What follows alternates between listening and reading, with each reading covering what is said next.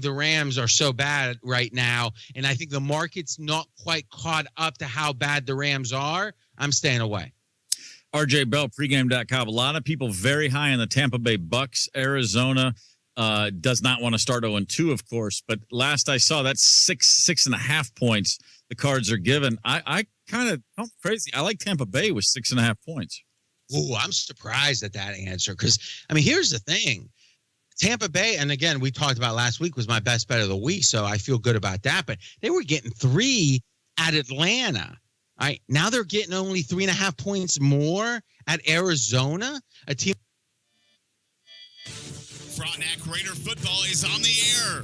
Raider football is brought to you by Pittsburgh Ford, Performance Spine and Sport, Como Jewelry, Hicus Masonry, Pitt Realty, Kansas Teachers Community Credit Union, CDL Electric, Evans Motors, Kanar Eye Care, Commerce Bank, Crestwood Country Club, Jock Snitch, Mandatory Law, Arrowhead Outdoor, Ultimate Choice Catering, Pittsburgh State University, Lane Lord Basketball Camps, DT Sports, Campus Bookstore, SEK Urgent Care, Wilbert and Towner, Spigarelli Law, Watco Company, Ryan Insurance, Phelan Law Firm, Raider Express, Paynes Incorporated, Saya Smile Center, Professional Urgent Care, University Bank, All Pro Lawn Care, Lusker Masonry, Wiseman's Tire, Bittner Motors, the City of Frontenac, Folletti Financial, Larry Barrett Body and Frame, Jack Coombs Steel Building, Monica Kellogg CPA, and the Lindbergh Pharmacy. Let's go live to the field for the pregame show.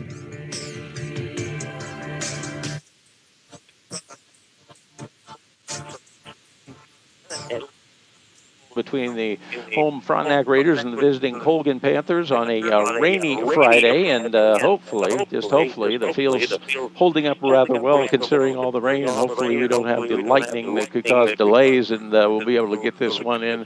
Key game in the CNC League race as the Frontenac Raiders, they come in at 2-0 overall. The Colgan Panthers at 1-1. Both teams out on the field warming up, and some teams seem to be too hurt by the conditions, so we'll see how that plays out as the evening goes along. The pregame brought to you by Pittsburgh State University. Whatever you're looking for in a university, you can find it at Pittsburgh State University. For more information, visit them online at state.edu. You belong at Pittsburgh State University. And earlier this week, we got to talk with both coaches, the Colgan Panther Chet Smith, and for the Frontenac Raiders, Mark Smith. And for the first in our eye, you don't just see better, you see the best in our eye.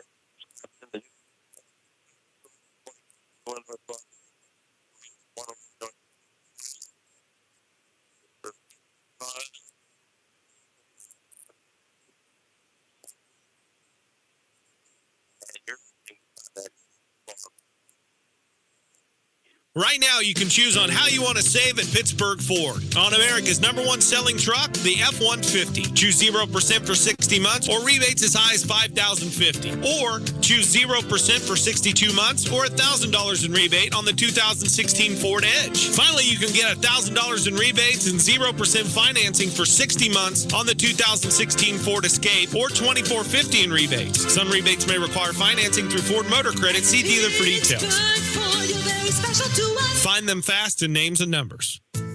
This is Dr. Bennett of Performance Spine and Sport. Recover faster with Performance Spine and Sport. Performance Spine and Sport wants to improve your overall physical performance. We specialize in treating soft tissue-related injuries that result from everyday work and play. This fall, we are offering a Saturday morning sports recovery clinic. This features discounted rates on our cryotherapy, Normatec recovery, with active release chiropractic soft tissue care also available. Performance Spine and Sport, inside Meadowbrook Commons at Centennial and Broadway in Pittsburgh.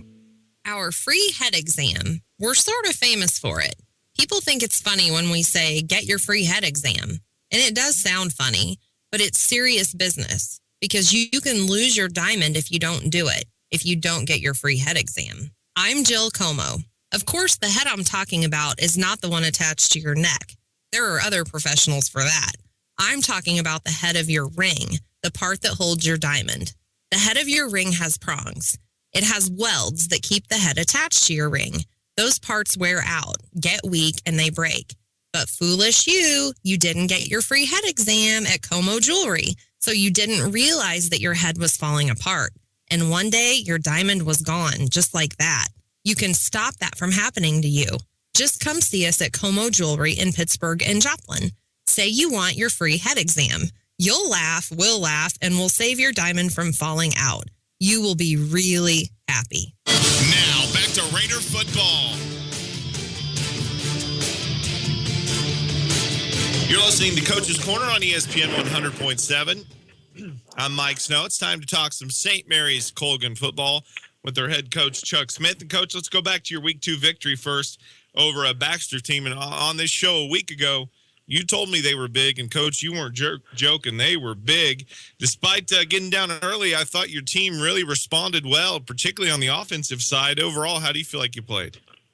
Well, Mike, is a good win. Any win's a good win. And I feel like our league's a good league. I'm real proud of our league. And, boy, on a given night, you heard us all say, hey, anybody can beat anybody on a given night. And Baxter came ready to go, and I thought they played really well against us. And we had to fight back. We're down 13-0. We had to fight back and get a win. So, give it to Baxter for being ready and playing hard and taking it to us. So I was real proud of our kids getting a win out of that. And then tonight begins a 3-game road stretch for the Panthers. Pretty difficult. All three pretty physical teams. You start tonight, obviously, with the Smith Bowl at Frontenac. Coach, what do the Raiders do that concern you? Well, everything. They're just a real good team, Mike.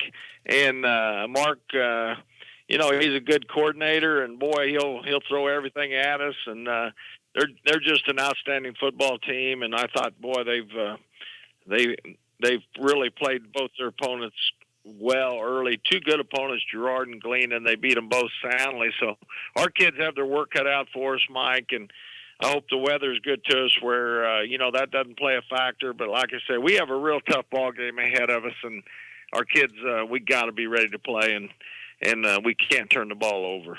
Well, you mentioned the Frontenac-Galena game was moved to Saturday, so all the Friday night football fans that went to watch their own school had an opportunity to go watch them. And the thing that really jumped out to me, Coach, was I knew the Malika's kid could throw the ball, but I wasn't aware of his running ability. He looked really good running the football Saturday against Galena.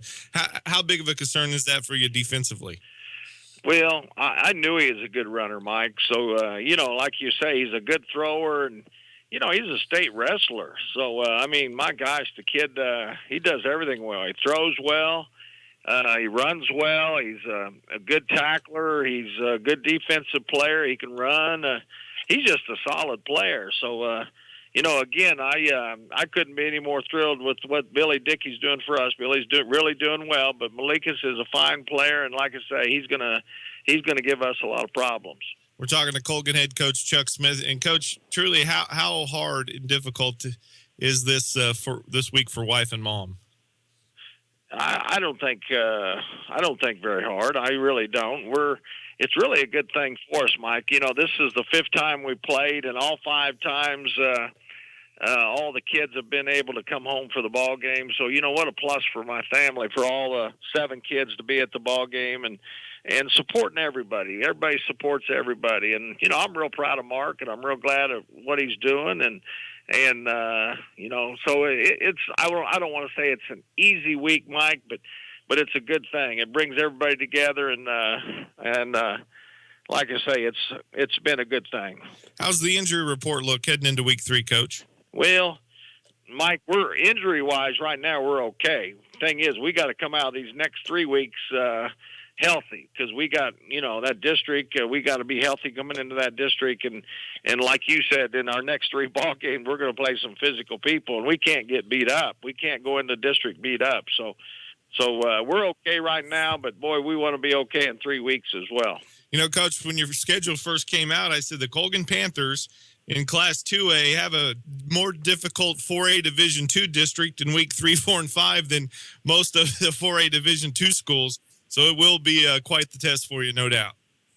Well, it is a tough schedule, Mike. We're playing a very, very tough schedule, but we have good players too. So you know what, we're okay with it. And I just want to come injury free, and I just want to, play hard and get better week by week. And when we get to Game 7, I want to be playing the best football we're playing. So that's what I'm hoping for, Mike. Good luck tonight, Coach.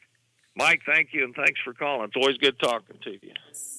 In a world of prefabricated convenience, isn't it nice to know that nothing beats good old-fashioned craftsmanship? Hicus Masonry melds time-honored hardscaping skills with all-natural materials to create structures that are both stunning and sturdy. When it comes to quality stone and brickwork, don't take chances. Go right to the experts. Whether it's indoors or out, big or small, make Hicus Masonry the first choice for your next project. It's the place where you'll build that new swing set for your little girl. It's where the entire family will gather for Thanksgiving dinner, even Uncle Bob, where hundreds of wiffle ball games will be played, where countless slumber parties are held. It's your home, where memories are made every day. To view all of the current listings, browse their website at pitrealty.net. Your new home and your new memories start at Pitt Realty. Are you tired of all those confusing checking account options? The Kansas Teachers Community Credit Union makes your choice simple. We only have one option. Our checking account has no monthly fees, and if you maintain a $2,000 minimum balance, we pay you interest. Get the Credit Union Advantage at 416 North Broadway or call 620-231-5719 for more information. Deposits are federally insured by NCUA up to $250,000.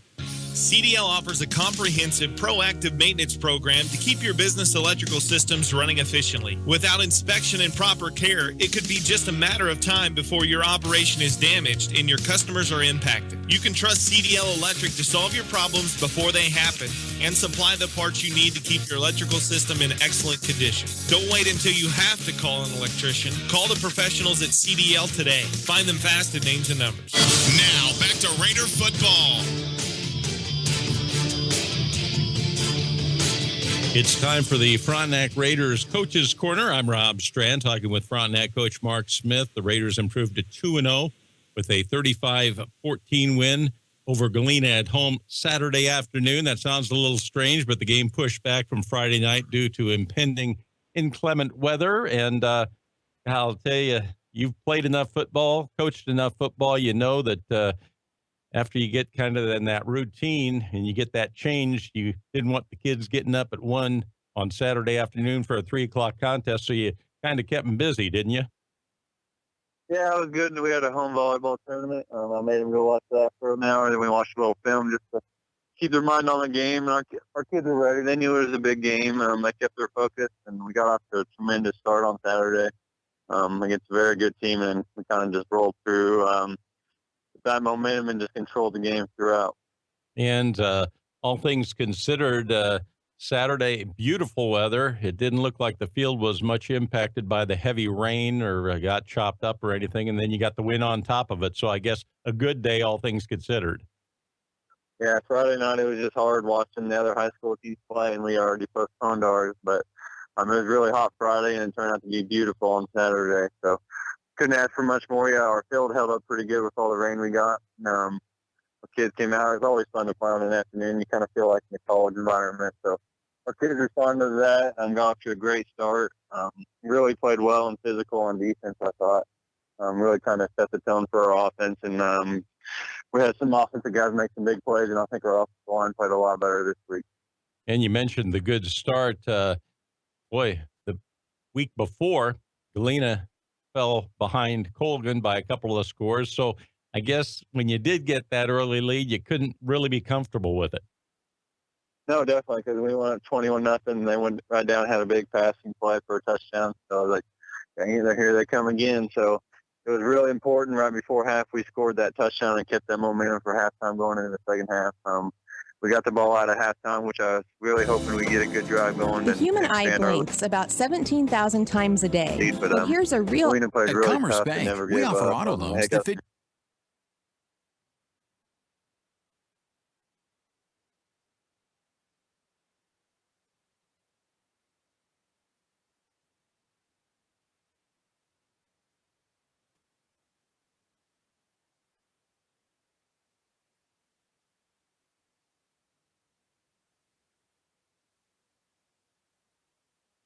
It's been a couple years now. You've had a couple of those games statewide TV, and you've coached against your dad. But is it back to normalcy a little bit after a few years? Maybe not as much emphasis on this contest, other than it's a Frontenac Colgan game. Yeah, it is almost back to normal, and it's kind of nice that way. That's the way it should be. The big thing is Colgan and Frontenac, and both teams are going to play great. It's always a battle. It doesn't matter records, doesn't matter scores they've had. Both teams are going to compete very hard, and it's great for both communities coming together. It's our homecoming, so it should be a good crowd. It's going to be a tough game. They have some team speed we got to be aware of. They have a lot of seniors who they want to do well just like our seniors want to do well. So it's going to be a very competitive game, and hopefully we can get off to a great start like we have the last 2 weeks and take care of the football and just play solid defense. The Panthers 1-1. They opened with a 6-point loss to Galena after they had the 2-touchdown lead early, and then last week took on Baxter Springs. Came from behind actually to win by 10. And I know you've got to see the video. What do you see in the Panthers this season? On offense, they got a lot of team speed in their backfield. Billy Dickey's done a good job at quarterback, running and throwing. Throws a very good deep ball. Manages their offense very well. They got a couple of speedsters in the backfield with Josh Hayes and Max Wilson drew back. The Simmons kid, he's a very physical kid. So they got a very good backfield with a lot of speed. We got to contain them as much as possible. Don't want them to get on the edge on their toss plays, on their options, and on their play action going deep. So I know they're going to have some wrinkles for us like they have the last several years. We're just going to play fundamentally sound on defense. And I know our kids have the ability. If they just do what we're supposed to do, we'll be all right. And you've had a couple physical contests opened at Girard, and then last week home against Galena. And I know there's the bumps and bruises, but nothing major as far as injuries go. Austin Mile had a hip corner last week against Galena. Other than that, maybe just a little pride loss because Galena's a very physical team. But it's that good soreness after a win, and our kids we ran it off on Monday. Had a pretty hard practice yesterday, so I think we're got our conditioning in for the week, and we're ready to focus on the Panthers and just play it one play at a time. Frontenac Raiders coach Mark Smith, thanks for talking with us, and we'll talk to you after the game. Thanks, Rob. At Evans Motors, we have something for everyone. Looking for a truck to help get the job done? It's on our lot. Need a gas saver to get you around town? It's on our lot. In the market for something reliable for your new teen driver? It's on our lot. Is your family growing and you need a vehicle with more space? It's on our lot. Come see all the vehicles on our lot at Evans Motors at the junction of 69 and 400 Highway just south of Pittsburgh, or check out our digital dealership online at evansmotors.net. What do you know about Crestwood Country Club? Did you know that all new members will receive 3 $20 food certificates for use upon sign-up? How about the fact that it typically takes less than 4 hours to complete a round of 18? Crestwood also offers plenty of space for private functions such as birthdays, weddings, reunions, or any other special events. The 2016 membership drive is in full swing. For more information, contact General Manager Todd Casey at 231-6530. A golf heaven at a value price. Crestwood Country Club. At Commerce Bank, we offer auto loans that fit your world. In my world, I need a different car, so I need an auto loan now. The next car I buy will be red, fast, sporty, and we probably want 3 rows so the kids can really spread out. Whether you're buying new or used or refinancing your current car, Commerce Bank can help. We'll get you a competitive auto loan that fits your budget and flexible payment options that make sense for you. We can even pre-approve a loan so you can start looking for that car that fits your family. We make it easy, so apply today at a branch, over the phone, or online at commercebank.com. Easy? That's great. Easy. That's Commerce Bank. The human eye blinks about 17,000 times a day, but here's a real eye-opener. Dry eyes can cause irritation, red eyes, and blurred vision. Don't assume your blurry vision means you need new glasses or contacts. The doctors at Canar Eye Care are experienced in diagnosing and treating dry eyes with the newest treatments available. So schedule your eye exam in Pittsburgh or Girard with Canar Eye Care, the clear choice. Find them fast in names and numbers. Now, back to Raider football. And Rob and Randy Souther back to the Raiders Sports Complex. The Pittsburgh State University game continues. Whatever you're looking for in a university, you can find it at Pittsburgh State University. For more information, visit them online at pittstate.edu. You belong at Pittsburgh State University. We're looking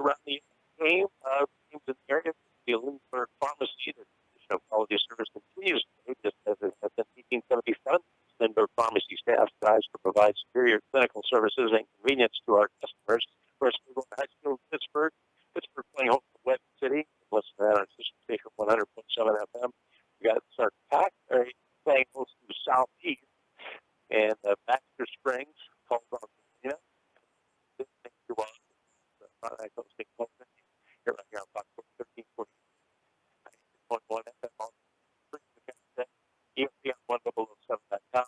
Riverton calling on Coffeyville, Red County, entertaining also on the Chanute Fort Scott. Parsons at Independence, another contest northeast at Uniontown. Some of the area games are not impacted much by weather. Again, it is homecoming, and congratulations to King and Cameron Osborne, the homecoming queen. The other candidates for queen for this talent with Olivia Bristol and Julia Letty, and the King candidate Brian Long, along with Mike Wicknell and Little Leakness. Then we'll be back to the Friday lineup after we take another 2-minute break to listen to the Frontenac Raiders on Fox Sports 1340. Jock Snitch Sporting Goods. For whatever game you play. Jock Snitch Sporting Goods at 6th and Broadway in downtown Pittsburgh has new shoes coming in daily for everyone to start school on the right foot. Nike, Adidas, Converse, Brooks, and Asics. A huge selection of Oakley, North Face, Nike, and Adidas backpacks. Gear up at Jock Snitch for all your back-to-school needs. You got the sports look of today. Sporting Goods from Jock Snitch. Facing criminal charges may be the most frightening challenge of your life.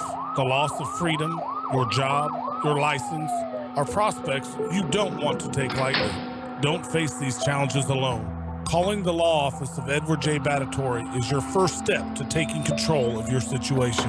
Put their reputation for success in the courtroom on your side. Call the law office of Edward J. Battatory today, 620-230-0333, and take back control of your life. Advertising on digital billboards works. I'm Carrie Nix, co-owner of Arrowhead Outdoor. We now have 15 digital billboards at busy stoplight intersections in Kansas and Oklahoma, including at 14th and Santa Fe in Chanute and 20th and Broadway in Pittsburgh. Here's Brian Pasteur with Pitt Realty. A big part of our growth is our branding and our ads on the digital billboard at 20th and Broadway. Thanks, Brian. Learn more about our affordable, effective advertising on our digital billboards. Call Arrowhead Outdoor at 620-308-6667. Who's more important, football fans? The offensive coordinator or the defensive coordinator? Neither. It's the Party Food Coordinator. Ultimate Choice Catering is your best hire for Party Food Coordinator this season. Blitz them first with strip pit chicken, pulled pork, or rib, or use a little play action with the hot wings, brisket, or rigatoni. If your guests are just grazing a little at halftime or during the game, you can audible the smoked or garlic sausage bits, sweet onion or pepper dip, or their unique smoked chicken dip. Call Ultimate Choice Catering at 620-249-9858 or email Joe Clark at joeclark@sbcglobal.net. No order is too big or too small for the coaching staff at Ultimate Choice Catering. Now, back to Raider football.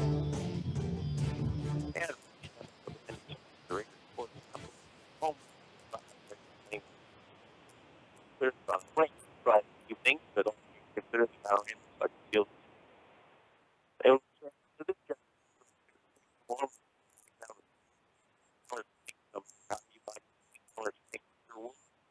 Mobile banking, online system. You can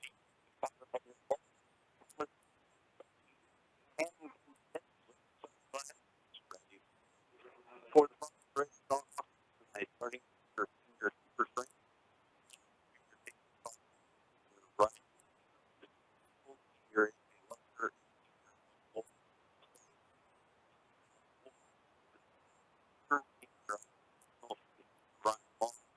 Two running backs, senior Austin Long, senior Kate Bolton, and starting quarterback, senior Brandon Lee. Four Colgan Panthers on their starting line for offense. Starting senior Jacob Otter, the two sophomore junior Bolter, and junior Sam Green, senior Ethan Ward, senior Connor. Jeremiah Bush and senior Alex Brown. The three backs that they run, including a slot, junior Jacob Delasega, senior Josh Hayes, junior Max Wilson, and then starting quarterback, senior Billy Dickey. And the starting lineups for the Frontenac Colgan contest. And we're nearing kickoff. The starting lineups brought to you by Commerce Bank. We'll be back with some keys to the game after we take another 2-minute break. 2 minutes. You're listening to Frontenac Raiders football on Fox Sports 1340 AM. In a world of prefabricated convenience, isn't it nice to know that nothing beats good old-fashioned craftsmanship? Hicus Masonry melds time-honored hardscaping skills with all-natural materials to create structures that are both stunning and sturdy. When it comes to quality stone and brickwork, don't take chances. Go right to the experts. Whether it's indoors or out, big or small, make Hicus Masonry the first choice for your next project. It's the place where you'll build that new swing set for your little girl. It's where the entire family will gather for Thanksgiving dinner, even Uncle Bob, where hundreds of wiffle ball games will be played, where countless slumber parties are held. It's your home, where memories are made every day. To view all of the current listings, browse their website at pitrealty.net. Your new home and your new memories start at Pitt Realty. Are you tired of all those confusing checking account options? The Kansas Teachers Community Credit Union makes your choice simple. We only have one option. Our checking account has no monthly fees, and if you maintain a $2,000 minimum balance, we pay you interest. Get the Credit Union Advantage at 416 North Broadway or call 620-231-5719 for more information. Deposits are federally insured by NCUA up to $250,000. CDL offers a comprehensive, proactive maintenance program to keep your business electrical systems running efficiently. Without inspection and proper care, it could be just a matter of time before your operation is damaged and your customers are impacted. You can trust CDL Electric to solve your problems before they happen and supply the parts you need to keep your electrical system in excellent condition. Don't wait until you have to call an electrician. Call the professionals at CDL today. Find them fast at Names and Numbers. Now, back to Raider football.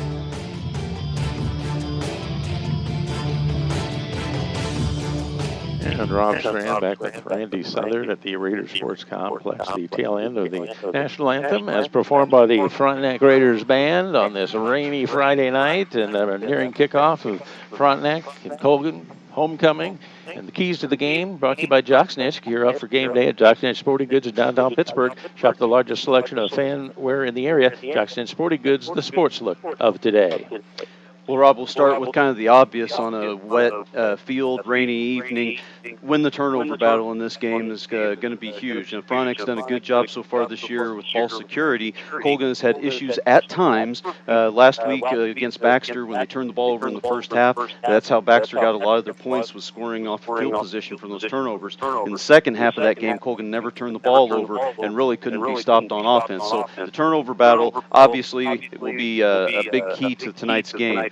For the Frontenac Raiders on offense, I think they'd like to establish the run game considering the weather conditions, but I think they need to run their normal stuff. If they go real conservative, I think they're playing into the hands of Colgan, so they need to stay with that wide open, unpredictable offense that they've been running all year. Defensively for Frontenac, be physical out there. They need to really do some hitting, but they've got to be disciplined. Colgan likes a lot of play-action passes for their big plays, and so I think the Raider defense has got to stay disciplined in that and just do their job. Colgan on offense, as I just mentioned, they're going to want to get that running game going, and that will set up their play action to try to get their speedy players out into the open field for the big play. Defensively for Colgan, I think they need to tackle really well tonight. That's the key, obviously, but against the Frontenac runners in particularly, especially Malik is so slippery out there, they really need to tackle well. And I think it's imperative that their defensive line gets penetration against Frontenac. Their linebackers are a bit inexperienced, a little bit young, and they're a little bit slower to flow towards the football. But if they get that penetration in the backfield from their line, that'll slow Frontenac down. Those are the keys to the game brought to you by Jocksnitch. The captains out at the center of the field, Dominic Piccini, Billy Dickey, Garrett Van Beesler, and Connor Smith for Colgan. For Frontenac, Isaac Bicknell, Dylan Flora, Ryan Long, and A.J. Lusker. And it looked like the Raiders won the toss, and they want the football. So they will have the football to start the contest. Kickoff time and temperature.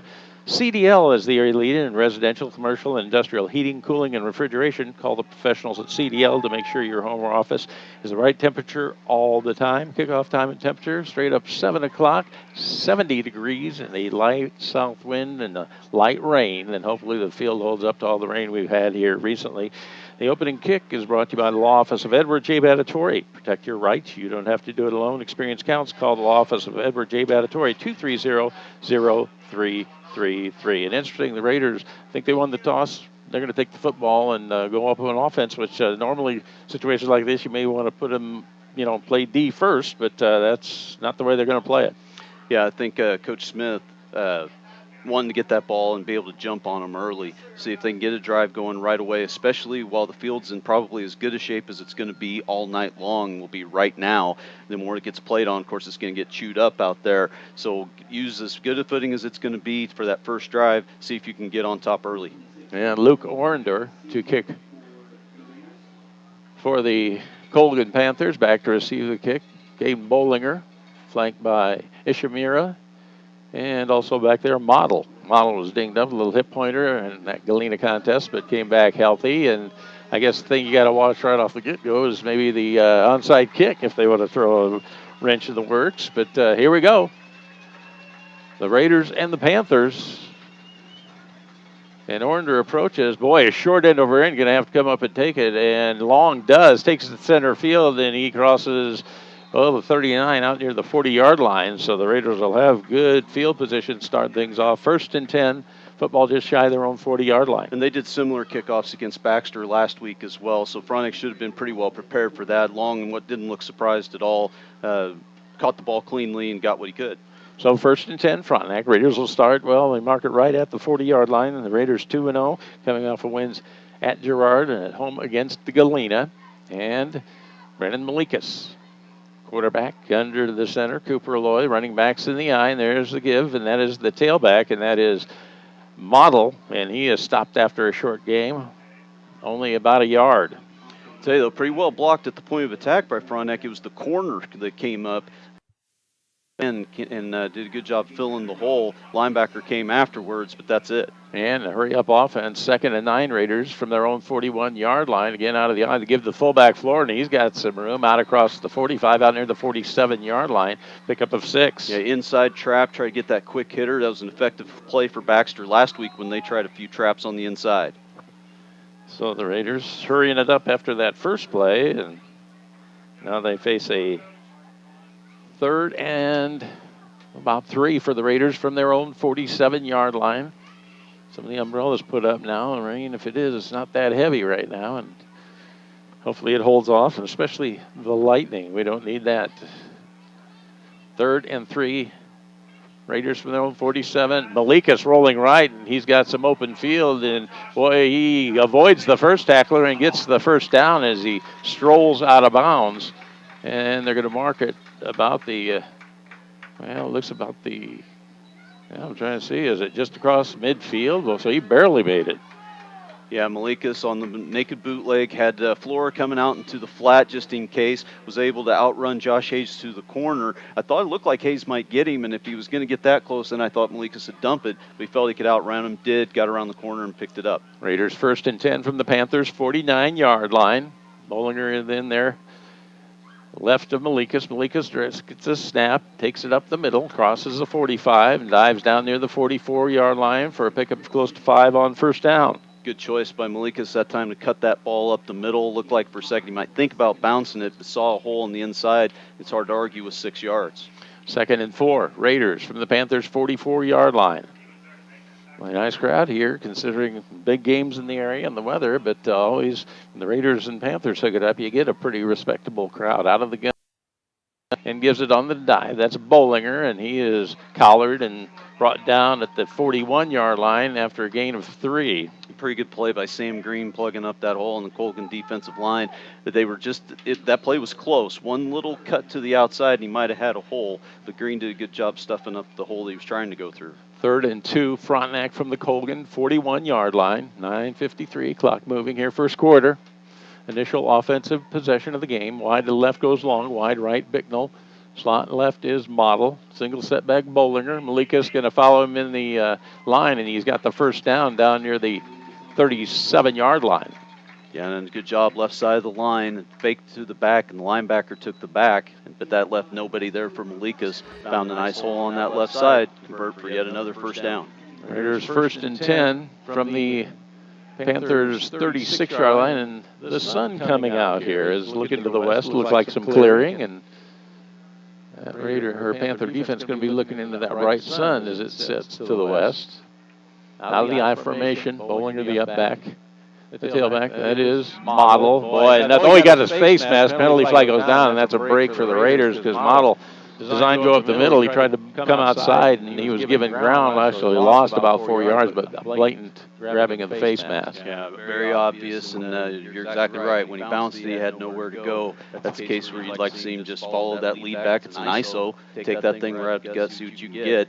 But the Raiders are going to get bailed out here with the face mask. White hat talking official face mask against the Panthers. And wait and see what they got as far as the markup. What is it, 15 from the spot of the foul? I believe so. And it is, and after the mark-off, the Raiders are going to have a 1st and 10 from the Panthers' 24-yard line. So far, the Raider offensive line hasn't allowed a lot of penetration, but they need to stay on their blocks a little bit longer. The defensive line for Colgan able to shed the blocks and get on ball carriers before they can get it too big a head of steam. Trips go right side, floor tight left. Single running back, that's Bollinger. Under the center, that's Malika's going to keep it. Turns the corner, 20. Dragging tacklers down near the 15-yard line, and that's the amazing thing about Brandon, of course.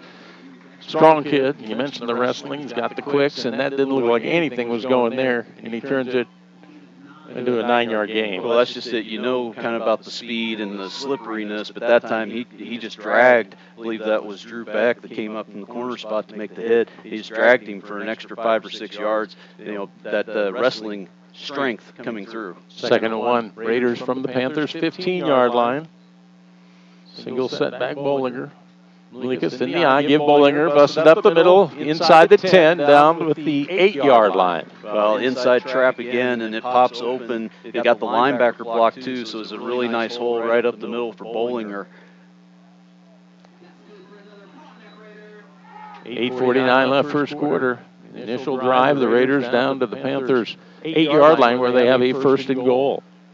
This time the running back's in the eye with Flora the fullback, Model the tailback, Bollinger. Slot left, there's a give, that's Model up the middle, inside the 5, down near the 3, possibly the 2. Now they're going to mark it about the 3-yard line, a gain of 5 for Model. Well, I'll tell you, when one side of your offensive line ends up 5 yards down the field, you're going to have a successful running play, and that's what the Raiders got out of the left side of the line. Plus, they had the 2 backs leading the play as well, so excellent push up front. 2nd and goal, Raiders from the Panthers' 3. Out of the I formation, Malika's under the center. That's Model again. He bounces off a tackler at the line, and he got in. Touchdown, Austin Model from 3. Yeah, and that's again just line up and run it right at them. Get 2 lead blockers in the backs, and Model running hard. Get some big touchdown to get on the board early. And I tell you, if you're Frontenac, the best part about this drive, not a single pass play. Ran the ball, and mostly ran the ball straight up the middle.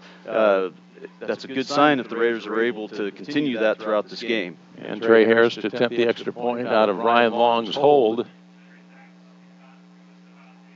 That kick up, line drive, and it's through. 8:06 left in the first quarter. Frontenac 7, Colgan nothing. We'll be back in 30 seconds. You're listening to Frontenac Raiders football on Fox Sports 1340 AM.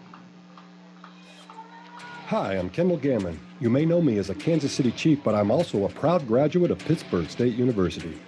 Pittsburgh State offers more than 200 degree programs, small class sizes, and tuition so affordable, it earned Pittsburgh State a top 10 ranking on Washington Monthly's Collegiate Best Bang for Your Buck list. But don't take my word for it.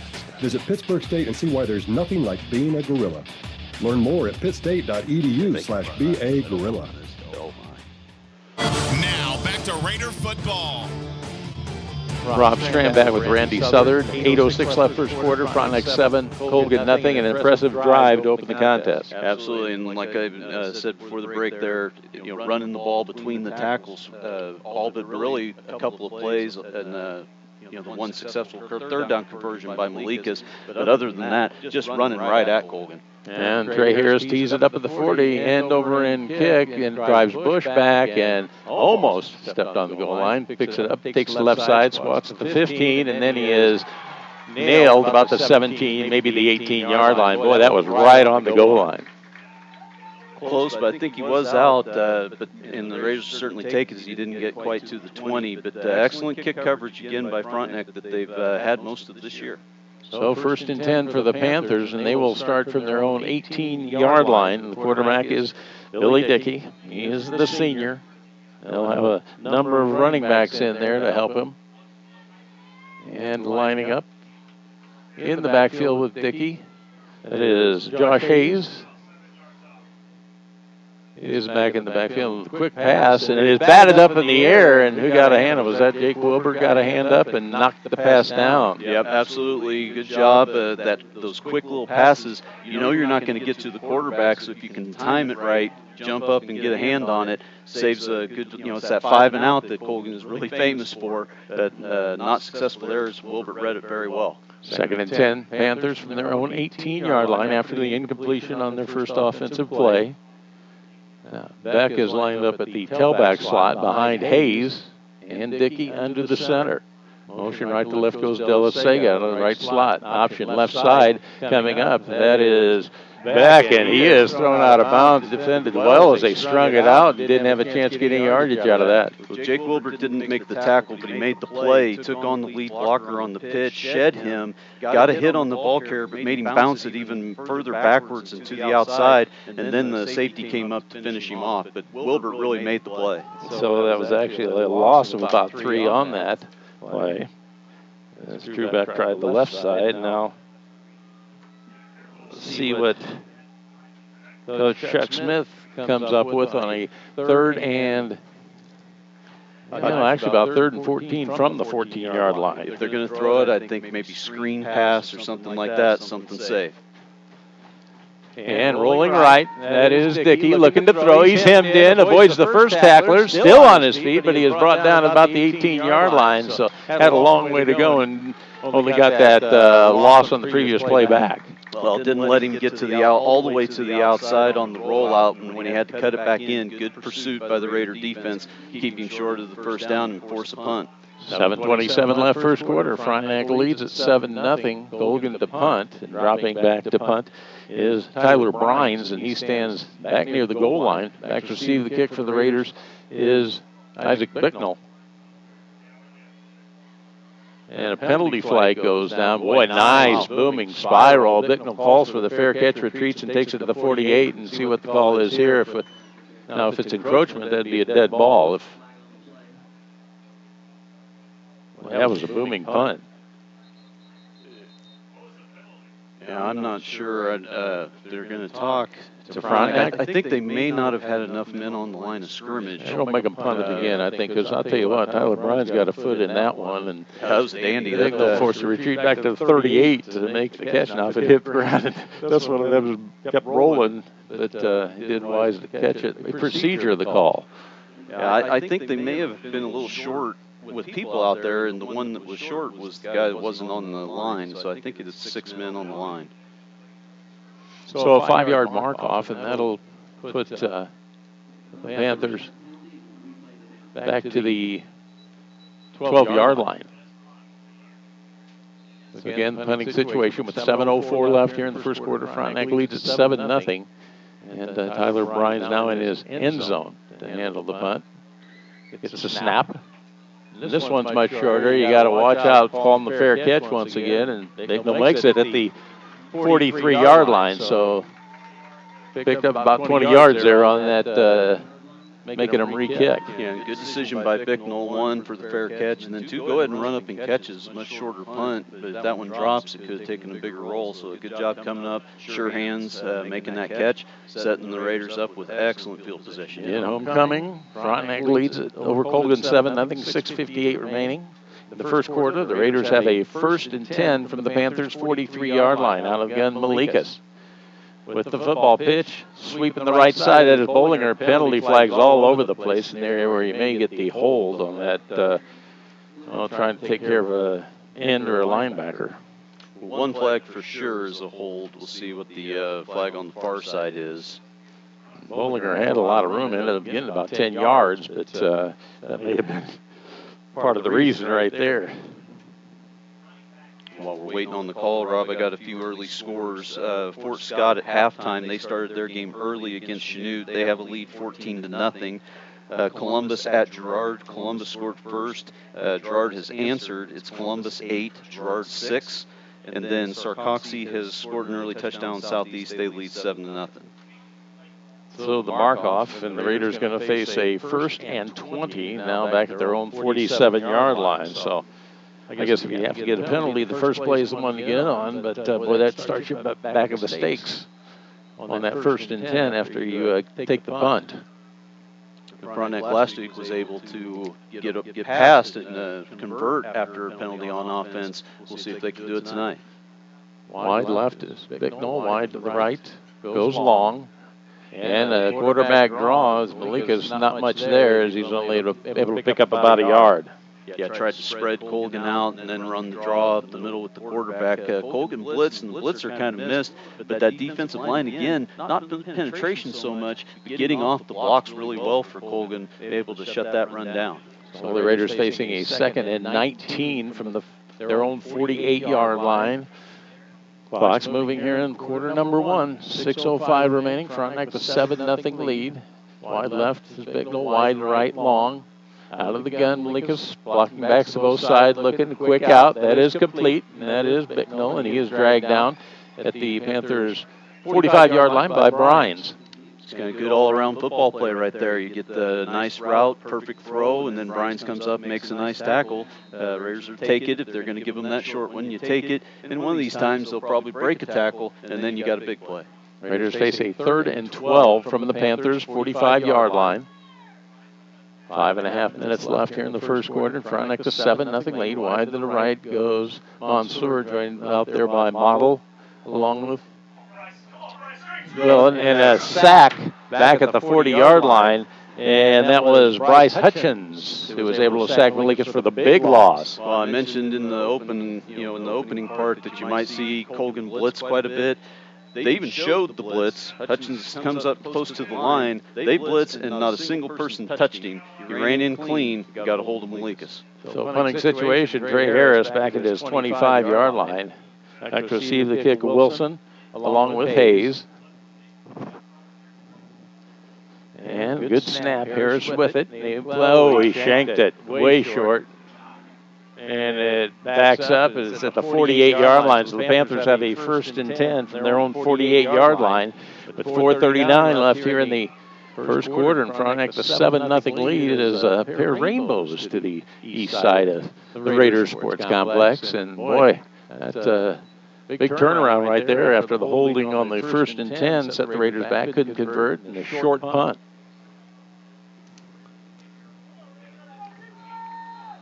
Panthers 1st and 10. They actually at their own 49-yard line. Running backs out of the eye behind Dickey. Dickey gives it tailback. That's back, and not much going as he is able to almost get it into Raider territory. About looks like he was able to get in there.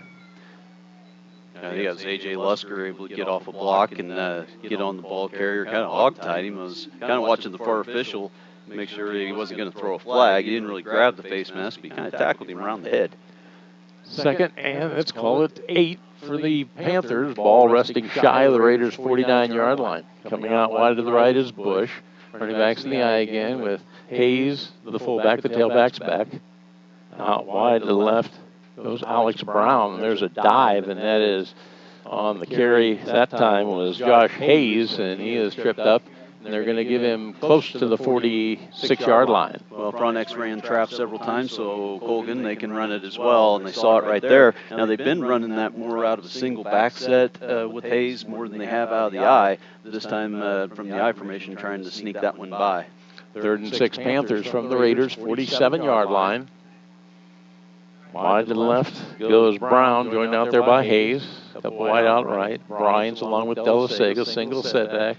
And look at the passes. Dickey puts it up. It's in the air, and it is picked off. Malikas comes with the tip ball, and he's going to take it to the house. Down to the 20, 15, 10, 5. Touchdown, Raiders. Well, this is why you do tip drill, but I tell you, the coverage, Frontenac has been running almost strictly man-to-man all year. This time they mix it up and they go zone because they crisscross the wide receivers and then look for the quick slant, but there was Long sitting there waiting on it in his zone coverage, was able to come up, force a high throw, the ball goes off the hands of the receiver, and then Malikas just streaks down the sideline for the big play and touchdown. Raiders now 13-0 with the extra point to come. Some 60 yards on that pick six, and Harris to attempt the extra point out of Long's hold. And the extra point attempt is up, and Trey drills another one. 3:13 left here in the first quarter. Frontenac 14, Colgan nothing. We'll be back in 30 seconds. You're listening to Frontenac Raiders football on Fox Sports 1340 AM. Whether you're a girl headed into the 3rd grade or you're nearing the end of your high school career, if you want to improve your basketball skill set, you need to attend one of the Lane Lord basketball camps. Each camper receives individual attention and specific coaching adapted to age and skill level. There's something for everyone. A grade school camp for girls entering 3rd through 8th grade, a high school team camp available on 2 different weekends with both varsity and JV levels of competition, plus satellite camps throughout the summer. All campers receive instruction from head coach Lane Lord, head assistant Amanda David, along with former and current players. For more information, visit them online at lanelordbballcamps.com. Coach Lord and Coach David have seen tremendous success over the past several years, and they begin their recruiting at these camps, with over 20 former campers being signed. Visit lanelordbballcamps.com. Now, back to Raider football.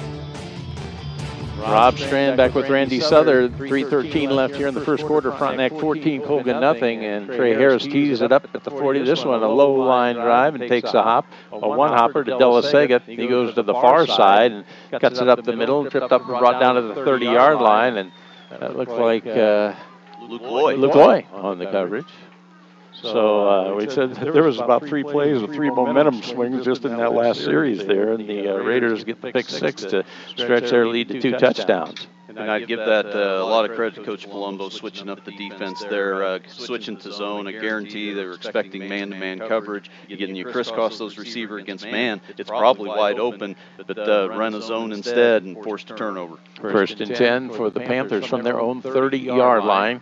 Out of the gun, Billy Dickey, single setback behind him, and he fakes the give, going to try the left side, and he gets a couple of yards left side. Boy, good job there, Jake Wilbert and Dylan Flora did a good job filling that hole in kind of a misdirection. You fake the back to one side, quarterback heads the other way.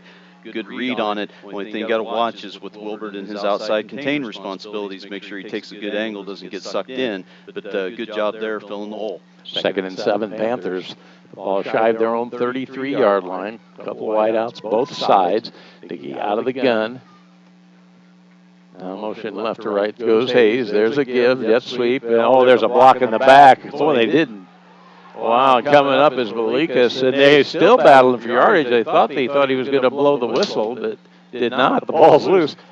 It's a hold for sure. Oh, yeah. It's a hold for sure. How did you not see that? He grabs the jersey and spins the defensive end around. I don't know how that one got by the official, but regardless, nice hit, though, by Malikas coming up and standing Hayes straight up.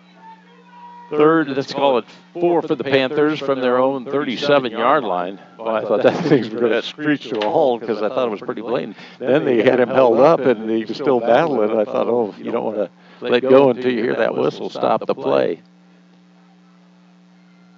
Bush comes wide to the right. Delasega slot right. Running backs above Delasega motion right to left. There's a pitch, sweep, right side, and Wilson's going to be brought down short of the first down. Good job. Quick pitch. They pull a tackle on that. You got the man in motion to lead. Wilbur with the outside contain, stretched it out, made him force it back up the field. And here comes the cavalry, especially with the linebackers to fill it and stop him short of the first down.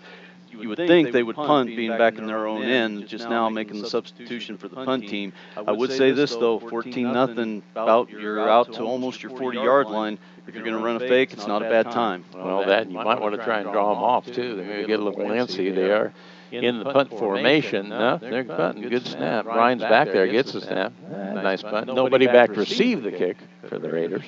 It's going to take a Panthers roll inside the 20 and roll dead down about the 17-yard line. So the Raider defense holds. offense to the field with 49 seconds left first quarter, and Frontenac leading at 14-0. A couple more scores. Labette County is hosting Osawatomie, former opponent for the Raiders. Labette, with the first score of the game, they lead 8-0. Coffeyville has a 14-0 lead on Riverton. Sarcoxie scored again. They lead 14-0 over Southeast. So there's some scores for you. And, of course, you mentioned Labette's a future opponent of the Raiders, as was Riverton. First and 10, Frontenac, and the Raiders will start from their own 17-yard line, running back in the I formation.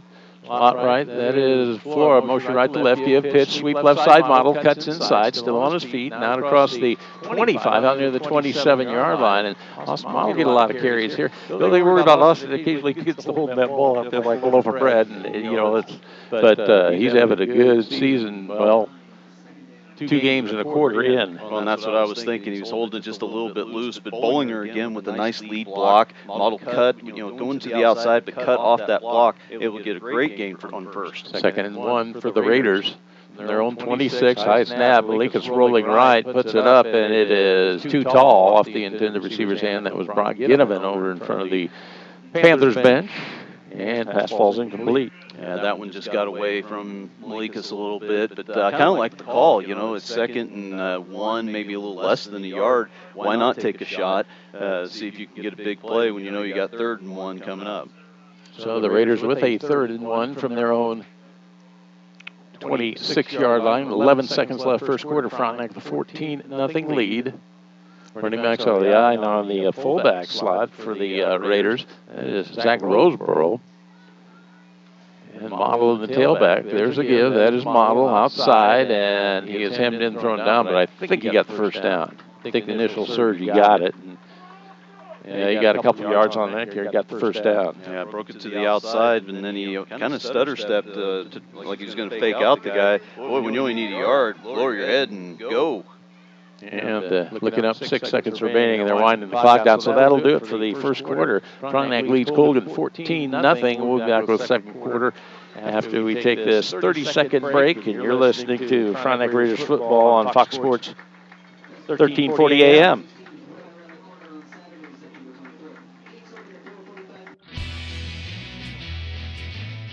Why should you choose Pittsburg State University? Nationally recognized academics. Student-friendly tuition. Incredible athletics. The amazing campus. Whatever you're looking for in a university, you'll find it here. It's why you belong. It's why you belong at Pittsburg State University.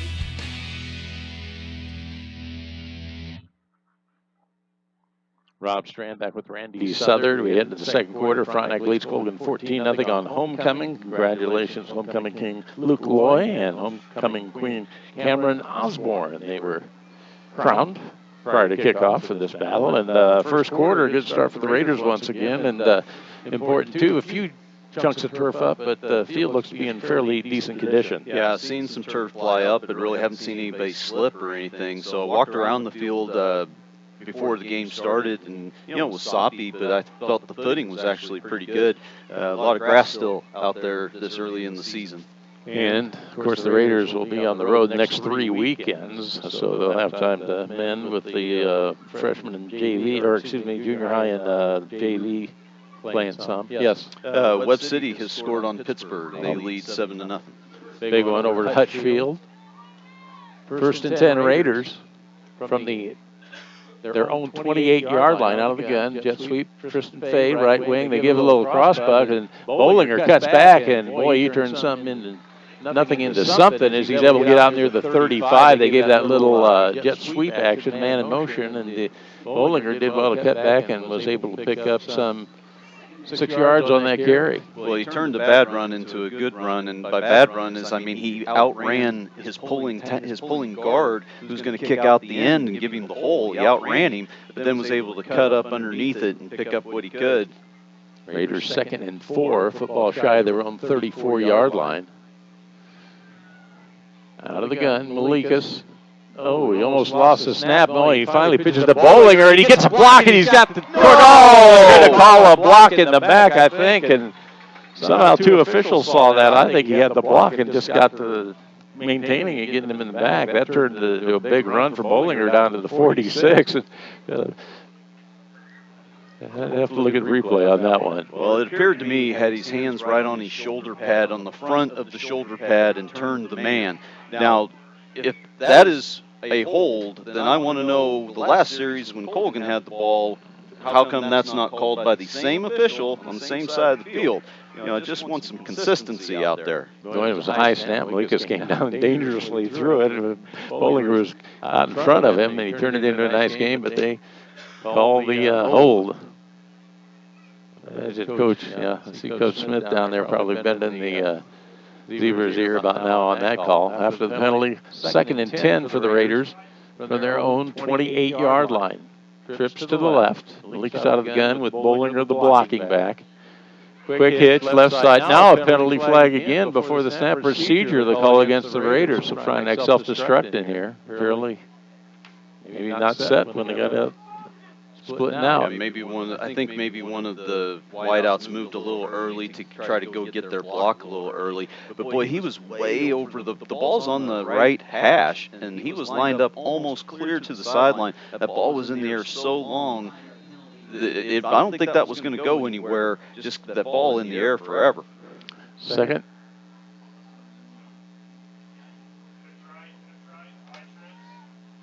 We've got 2nd and 15 for the Raiders. Their own 23-yard line. Malika's going to keep it. Right side. Gets a block. Cuts. He's out near the 30-yard line. So a nice gain. About 7 yards. Yeah, and you get Bollinger leading the way again. Had a good initial hold. Made 2 nice cuts to kind of set some blocks up. And gets the second penalty yardage back plus a couple more. 3rd and let's call it 8 for the Raiders from their own 30-yard line with 10-14 left here in the first half. Frontenac leads it 14-0. Going wide out left is Bicknell, joined out there by Model, also Ginnivan. Tight right, that's Flora. Out of the gun, Malikas with the blocking back, Bollinger. On 3rd and 8, fakes it, going long, got a man open, it's up for grabs, and it is incomplete. Boy, oh boy, that was up for grabs. And tell you what, that was the case where the receiver had to turn into the defender, and I believe that was Model who was able to pry it away from the defensive back who maybe had a pick. Yeah, trying to fake the quick hitch and send a man long. It's worked several times for the Raiders already this year. But Pacini was sitting back at the free safety, read it all the way. I thought it was going to be a pick for sure, and then Model goes up, and I thought for a second he wrestled it away, but apparently the ball just ended up hitting the ground. Hayes and Wilson back to receive the punt from Trey Harris. As Raiders set, again, good snap, plenty of time. Harris, side of the foot again.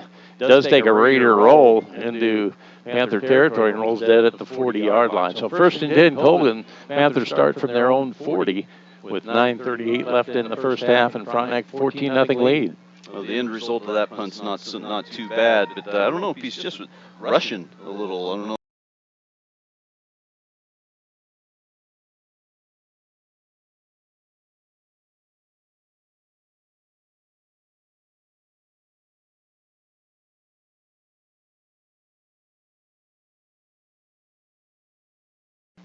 Wide to the right goes Bush. Slot right is Delasega. Running back split behind the quarterback. That's Dickey. There's a give. Trying up the middle, dancing his way, and trying to see if that was Wilson or, Max Wilson got about 3 or 4 yards on that carry. Yeah, Dexter Palmer with a good read and was able to scrape across the line and get there to fill that hole before he could get too many yards. 2nd and 7 for the Panthers from their own 43-yard line.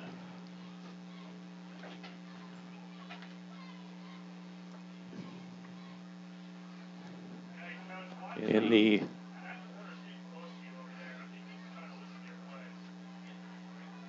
running back out of the eye, Dickey with the blocking back, looking to pass, pumps once, some pressure, trying to turn the corner, chased by Flora, puts it up and pass incomplete. Boy, good pressure by the line coming up, harassing Dickey before you get that, find a receiver. Well, they were trying to get Jeremy Bush open on a double move on the far side of the field. Malikas in man-to-man coverage over there would have none of it, had him blanketed, and once he was covered, really had no place to go with the ball and just had to throw it away. 3rd and 7 Panthers from their own 43-yard line with 8:51 left here in the first half. Frontenac the 14-0 lead. Bush is wide right. Coming out wide to the left side is Alex Brown. Slot to the right, De La Sega. Split backs.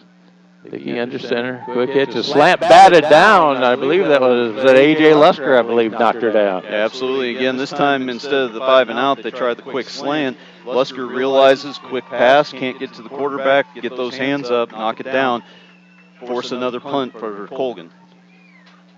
So a 4th and 3 Panthers from their own 43. Again, Bicknell drops back to receive the kick with 8:48 left here in the first half. Frontenac 14-0 lead, and Tyler Bryan drops back again, stands at his own 30-yard line, and punting the ball well. High snap, goes up and gets it. Yeah, well, it's a short kick, but boy, you got to turn around if you're a Raider. No, it takes a nice roll this time, and it's going to go inside the 20-yard line. So benefit from that roll, and the Raiders are going to start 1st and 10. It looks like it's right close to the 20. Yeah, no chance for Bicknell to get over and try to fair catch that one. And then, yeah, the fortunate bounce for Colgan pushes the Raiders back, but do hold on defense yet again and get the ball back to that offense. So they're actually going to mark it at the 19. 1st and 10 Frontenac from its own 19-yard line with 8:37 left in the first half. And Frontenac going to try and add to the 14-0 lead here at homecoming at Frontenac High. Looks like, well, the umbrella's up, most of them, so it looks like most of the rain hopefully is gone.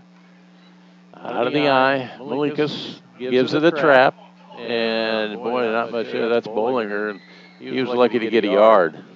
Well, in the case again where the defensive line for Colgan able to slip the blocks. Raiders getting on them, but having a hard time staying with that defensive line. I tell you on film that was the best part of Colgan's defense was that defensive line. Even though they gave up yards to Baxter, they're pretty salty up there. They do a good job of slipping blocks and making plays and slowing things up so then their linebackers can come and finish it off. Just trying that trap play, and it was good for a yard. 2nd and 9 Raiders from their own 20. Malika's out of the gun with Bollinger, the blocking back. Low snap, it's on the ground, and Malika's going to down and back at the 5-yard line. Well, it's always a concern when you've got wet conditions out there and the ball gets a little wet, gets a little slippery, and Frontenac goes with that shotgun snap most of the time, and so you have to kind of expect every now and then to have a bad one. So the ball spotted at the 7-yard line. 3rd and 23 Raiders from their own 7-yard line. Again, clock moving, 7:25 left first half, 14-0. The Raiders lead. Wonder how many plays Coach Smith has in the playbook for 3rd and very long. When you're inside your own 10. Yeah. We shall see. We let Brandon Freelance, he is under the center there. Look at the pass. There's a quick hitch left side, and that is caught. And that is Bicknell, and he is wrestled down out across the 50 and out near the 16-yard line. Well, and you give your punter a little bit more room there. It's a pretty safe pass. You know, with the long distance, the Colgan corners are going to give a pretty large cushion. Might as well take it, give your punter a little bit more operating room, and hopefully he can get off a good punt. So 4th and 13 for the Raiders from their own 16-yard line. Trey Harrison to punt. Stands back at his 2-yard line. And with the snap, this low line drive, boy, coming up, taking, bobbling the football, and boy, it looked like it was knocked loose once again. The Panthers got it, I think, at the Raiders' 41-yard line. Yeah, bobbled it and had Dylan Flora running right down on him, and he took a pretty good shot on the ground, but able to hold on to it. But excellent field position for Colgan. Panthers will start 1st and 10 from the Raiders' 41-yard line with 6:22 left here in the first half. Frontenac 14-0 lead. And the Raiders' defense going to have to be called on here again. As the Panthers with nice field position after that punt. Bush goes wide to the right side. Hayes, the running back there, along with Wilson. Split in backfield behind Dickey. He's under center. There's a give. That is Wilson up the middle, and he is tripped up and brought down. And they're going to mark it down about the 34-yard line. Yeah, running that kind of crossbuck trap again. This time it popped open, well blocked up front, especially on the left side. Wilbert, I believe, got into the legs and just didn't get enough of him to get him on the ground. 2nd and 3, Panthers. Football resting shy of the Raiders' 34-yard line. With clock moving, 5:55 left first half. Frontenac the 14-0 lead. Bush splits wide to the right. Running backs out of the eye this time with Hayes the fullback, the tailback Wilson. There's Give to the tailback Wilson. And this time A.J. Lusker came around the corner and threw him down at the 34, which was the line of scrimmage. Well, they tried kind of that ISO play, and the Raiders at that time looked like they were blitzing Palmer from the linebacker spot, and he ended up blitzing right into where they wanted to run the ball, created a big pile up, and then you had Lusker from the other side getting off of his block to make the play. Good job all the way around by the Raiders defense. 3rd and 3 for the Panthers from the Raiders' 34-yard line. Obviously, this one's going to be 4-down territory for Colgan, obviously. Bush goes wide right, joined out there by Delasega. Running backs in the eye once again. Dickey going to keep it, follow his blockers, and he's got a first down to the 30-yard line after a gain of 4. Yeah, the old quarterback follow. It's like the option, but you know that the quarterback's going to fake it to the fullback, use him as a lead blocker, and follow him right into the hole, and able to get a nice hole on the right side of their line. Panthers with the 1st and 10 at the Raiders' 30-yard line. Clock's moving down to 4:55 left here in the first half. Frontenac leads at 14-0. We'll have the SEK Urgent Care halftime show coming up. Single setback Hayes behind Dickey under the center. They give the dive, and not much there as, boy, a host of Raider tacklers stopped him for a gain, maybe of a couple. Yeah, good defense up front, both the tackle and end on the side, and Palmer filled the hole real well, too. So good job all the way around by the Raiders up front. 2nd, let's call it 8. Panthers from the Raiders' 28-yard line. With that clock moving, Rob, this becomes an even probably more important drive. Colgan gets the ball first in the second half. They get a score here right before the half, cut the lead in half. Then they get the ball to start the third. Bush goes wide to the right. Running back split. Dickey under center. Little mix-up. Boy, he comes out of the pile and got a man open, and it is caught by Delasega, and he is tripped up right at the, well, they say he's inbounds. It looks like he's short of the first down. Yeah, it looks like he's about a yard short on the play, but I tell you, this thing was so messed up from the very beginning. It actually worked in Colgan's favor, that everything got bundled up with the play fake. It made it look even more like a run, and then next thing you know, out pops Delasega into the flat, nobody out there. Raiders fortunate to get him down before he got to the marker. 3rd and 2 for the Panthers from the Raiders, 22-yard line. Dickey under the center now, and encroachment as the middle linebacker got into the neutral zone, 5-yard mark off. It's going to be a first down for the Panthers. I don't know if that's a case where he is actually blitzing or if he just wanted to go up and see if he could cause a lineman to flinch or something like that, but got a little too far, got into the neutral zone, and of course in high school football that's an automatic offside. 1st and 10, Panthers will be at the Raiders' 18-yard line at a timeout taken by Frontenac. 3:11 left first half. Frontenac leads Colgan 14-0. Let's take a 30-second break. You're listening to Frontenac Raiders football on Fox Sports 1340 AM. SEK Urgent Care is celebrating 10 years of providing medical care for our community. From sneezes to stitches and everything in between, SEK Urgent Care is there for you 7 days a week. At SEK Urgent Care, walk-ins are always welcome, and most insurance is accepted, including Blue Cross Blue Shield. We would like to say thank you to all of our patients, past and present, for trusting us with your illnesses and injuries. We look forward to many more years of service. SEK Urgent Care, 10 years and counting. Now, back to Raider football. Rob Strandak with Randy Southern. We have 3:11 left in the first half. Frontenac leads Colgan 14-0. The Panthers on the move. They have a 1st and 10 from the Raiders' 17-yard line after that 5-yard mark-off. Gives Colgan a first down. Running backs in the eye behind the quarterback, Dickey.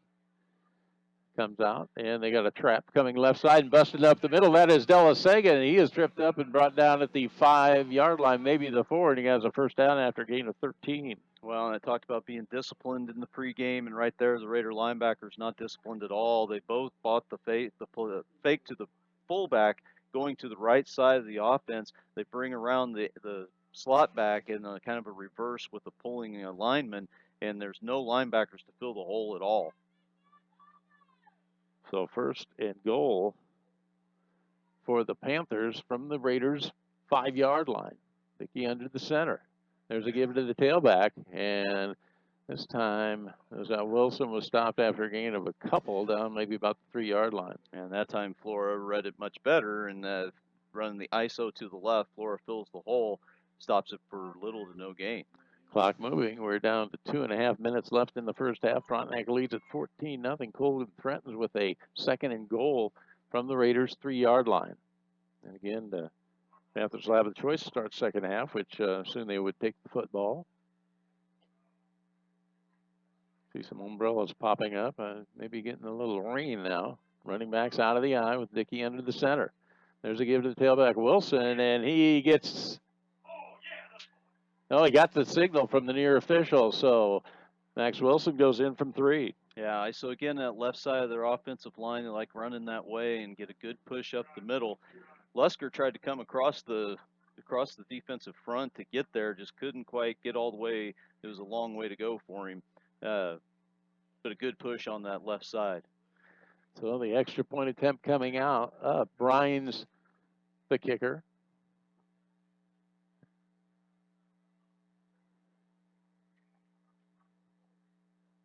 And the good snap, the placement penalty flag goes down as encroachment against the Raiders.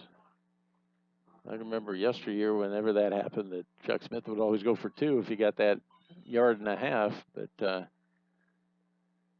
like they're going to go ahead and kick it and try and cut the Raiders' lead to 7. Ryan's to kick. High snap. Gets it down. The kick is up, and it is good. 2:04 left here in the first half. Frontenac 14, Colgan 7. We'll be back in 30 seconds. You're listening to Frontenac Raiders football on Fox Sports 1340 AM. Finding a lawyer means choosing someone with experience.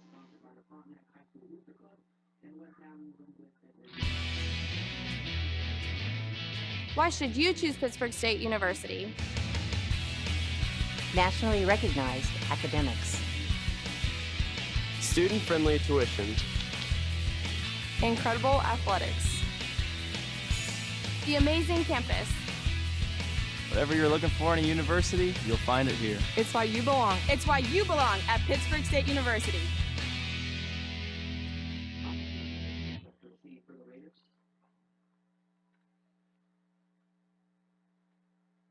Rob Strand back with Randy Souther. 2:04 left first half. Frontenac 14, Colgan 7, and the Panthers to kick off. And nice drive there by the Panthers. Yeah, just what the doctor ordered. They score where there's 2:04 left. You figure after the kickoff, just probably have right at about 2 minutes to go. And normally I would say plenty of time for the Raiders, but they've not really been too willing to put the ball in the air that much tonight. We'll see if they open it up to try to get a score late. Well, they're kind of sacrificing that field position via the penalty route that last time. Didn't get too ambitious. Orender tees it up at the 40. Luke Orender, the sophomore. He approaches. And, he pops it up. You're going to have to come up and make the catch, and the Raiders do. And trying the return was at Ryan Long, and he's thrown back to about the 32. I'm just going to guess he'll give him about the 35-yard line. See, again, I would have thought he might have fair caught that one. As short as it was, you can fair catch a kickoff, and they can't hit you because, boy, they were breathing down his neck right when he caught the ball. First and 10 Raiders from their own 35-yard line. 1:59 left here in the first half. Frontenac leads at 14-7. Faces in there as Model comes to the sideline. Tristan Fay in the backfield. And he comes to the slot right side. Going down there with Bicknell. Wide out left. Option. Keeping it. Malikas. And, boy, somehow Brandon, I don't see where they spotted it. They'll see if he picked up about 3 or 4 yards on not much there, but did a good job to get positive yardage. It didn't look like much, but he was one step from breaking that thing back to the opposite side of the field and having a big one. He squirted through the line on a nice little cut, and boy, he had one more cutback to make, and he'd have had some hay. Second and 7 for the Raiders from their own 38-yard line out of the gun. Malikas with the snap, tries left side, has the first down. He slips and falls down right at midfield, and that was more the slipping rather than the contact there that brought him down, but a nice gain of a dozen. Yeah, that's kind of the first slip we've seen tonight of any significance. Did look like Pacini was in pretty good defending position. I'm not sure Brandon could have made him miss, but interesting 2 running plays though to get to start out this drive. First and 10 from midfield, rolling right. Malikas got a man open. It is caught. Ryan Long steps out of bounds at the 45, able to pick up 5 yards. Yep, roll out, hit that 5-and-out pattern. Get out of bounds to stop the clock, important. Frontenac does have 2 timeouts left. Second and 5 Raiders from the Panthers' 45-yard line with 1:11 left here in the first half. Frontenac 14-7 lead. Of course, back at halftime with the SEK Urgent Care Show. We'll take a look at the scoring summary and some of the stats. Wide left goes Bicknell. Also Fay out there along with Long. Bollinger, the single blocking back to the left of Malikas. He's going to keep it. Cuts it up the middle, crosses the 40, has the first down, drags tacklers down near the 37-yard line. Keep those legs a-churning. That was a case, again, where he's about one little step away. The line not able to quite stay on the man just quite long enough to let Malikas get all the way through. First and 10 for the Raiders from the Panthers' 38-yard line is where it's marked. Malikas rolling to the left, looking to throw. It slips out of his hand. He is hit as he threw. And I think he had a defender open out there. And that was Connor Smith, I believe, was putting the pressure, and the pass falls incomplete. And that one just slipped right out of his hand and went into the middle of the field. Raiders probably quite fortunate that one's not picked off. Does stop the clock, though, and looks like Brandon's getting a new towel. Hands must be pretty wet. Second and 10, Raiders from the Panthers' 38-yard line, down to 53 seconds left in the first half. And Frontenac with that 14-7 lead on homecoming. Bicknell goes wide left. Fay joins him out there. Wide to the right is Long. Also Flora to the right. Bollinger the blocking back. Malikas looking. Pressured. Forced to scramble. Avoids the first wave, but then he takes a smack out of bounds by Hayes about the line of scrimmage. And the Raiders had Long and Flora going down the right side of the field. That's where Malikas was looking. But good coverage by Colgan in the defensive backfield. He really didn't have any place to go with the ball. So 3rd and 10 for the Raiders from the Panthers' 38-yard line, down to 47 seconds left here in the first half. Been a good one. Big turnover, pick 6 for the Raiders. Turned things around, gave them the 2-touchdown lead, but the Panthers responded. Cut it to 14-7 with 47 seconds left here in the first half, and the Raiders facing a 3rd and 10 from the Panthers' 38-yard line. Malikas with the snap, looking, going long, puts it up for grabs, and it is well defended as Brines was back on defense. As trying to see who was. That's Long. Long was out there, yes. Yeah, and that's a case where Malikas just sees the one-on-one, decides to throw it up there, give his wide receiver a chance to make a play. Brines with excellent coverage and able to knock it away from Long out there. So the Raiders are going to go for it with 41 seconds left here in the first half, leading 14-7. 4th and 10 from, they actually put it. Well, that's not right on the marker, isn't it? It should be about the 38, or am I? Now, don't be surprised if we see the quick kick like the Which Raiders is did a possibility last week against Galena. Yes, he did. Nope, we're going to go for a throw. Over the middle, man open. It is caught. Flora dragged down at the 20-yard line. Boy, nice pitch and catch for 18. Now, the clock does stop on the first down. The Raiders with 2 timeouts. The clock will wind as soon as they have the chains set. Now, the chains aren't moving. Is there a penalty flag somewhere? Oh, I think there's a flag way over on the far side of the field by the first down marker. Yes, there is. I wonder if the unsportsmanlike maybe, or was there a warning? Yeah, sideline warning. I think they had been given one before. And now they're going to go ahead and tack that on. So the Raiders will have a 1st and 10 at the Panthers 16 with 35 seconds left here in the first half. And Frontenac, the 14-7 lead and on the move. They've wind the clock. We're down to 30 seconds. Lincoln's going to keep it, take it, breaks it right side, and tries to split a couple of defenders. Still gets it down near the 11-yard line. Pick up a 5 and a timeout taken. So 23 seconds left here in the first half. Frontenac leads at 14-7, and the Raiders on the move. We'll be back in 30 seconds. You're listening to Frontenac Raiders football on Fox Sports 1340 AM. After 3 decades in business, Bittner Motors of Pittsburgh remains a local favorite. If you're in the market for a has been an offender bender or just needs a complete makeover, Vietti Auto Body in Pittsburgh will make it look as good as new. Vietti Auto Body on East 4th in Pittsburgh since 1948. Find us fast in names and numbers.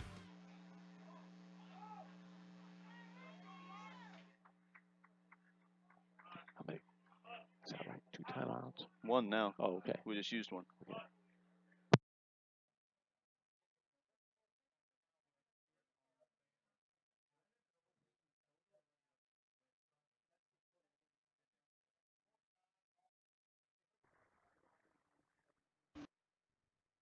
From the Panthers' 11-yard line, and again down to 1 timeout. So that kind of, with 23 seconds, it puts the run in doubt if that's what Coach Mark Smith decides to do. Well, and the way the kicking game has gone so far this year, you would think that you might want to save that timeout in case you need it late. With just a few seconds left to set up for a field goal. I don't know. I'm sure Mark Smith wants a touchdown, not the field goal, but it does make your play calling a little bit different. Got trips left. Bollinger, the blocking back from Malikas out of the gun. Look at the pass. Look at a little swing pass. Boy, they got that smelled out. That's going nowhere. Bollinger cuts, misses the first wave of tacklers, still gets inside the 10, is able to pick up a couple of yards. Well, really well defended, as you said, and just a great cut. This is all individual effort. This play took forever to kind of get going out there. They were able to sniff it out just because it took so long. It became so obvious.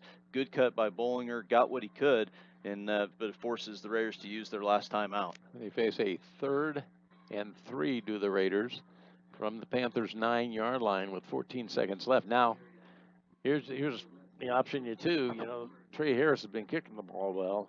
Do you consider the field goal here if you don't get it on 3rd down? I think it depends on where it's at. Robin, if I were, I'd be looking for 6 myself, obviously. But I think you got 2 plays here to try to get the ball in the end zone. And I think with the conditions, all things considered, when you think about the snap, the hold, I just think go for the touchdown. 3rd and 3 Raiders from the Panthers 9-yard line with 14 seconds left. First half, Frontenac up 14-7, threatening here in the waning moments of the first half. Homecoming. And again, halftime. We'll be back for the SEK Urgent Care halftime show. Now, if I had to guess, I would think a rollout to the right, to the wide side of the field, give Brandon the option. Pumps once, puts it up for grabs, and it is a jump ball and out of the way, intended for Flora, and Tyler Brines was on the defense there. Did a good job getting over Flora, just trying to make himself big, and I think we are trying the field goal. Yeah, they are. I kind of like both plays here because the Flora out there, you figure the big body against the smaller Brines, he's got the advantage. Give Brines credit for being able to break it up. I think every single time I try to predict what Mark's going to do, I'm wrong. So I'm not surprised they're kicking now. At the 17 and 27-yard field goal attempt, Trey Harris out of Long's hold. Some movement in both lines. Oh, good snap. Pressured. The kick is up and long enough.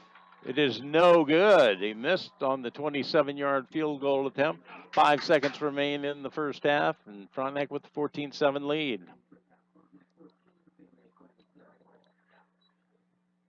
So, as we mentioned, the Panthers will have the choice in the second half. Surely to take the football, but that would have been a big get there if they could have got that field goal through. But it is long enough. Must have been wide to the right. Is that what you gather? I would think, yeah. So we'll see how the Panthers play it. Maybe I don't think they want to risk it back at their own 10-yard line. Or 9-yard line, excuse me. Yeah, I would think Colgan would just take a knee here, run the clock out, and go to halftime.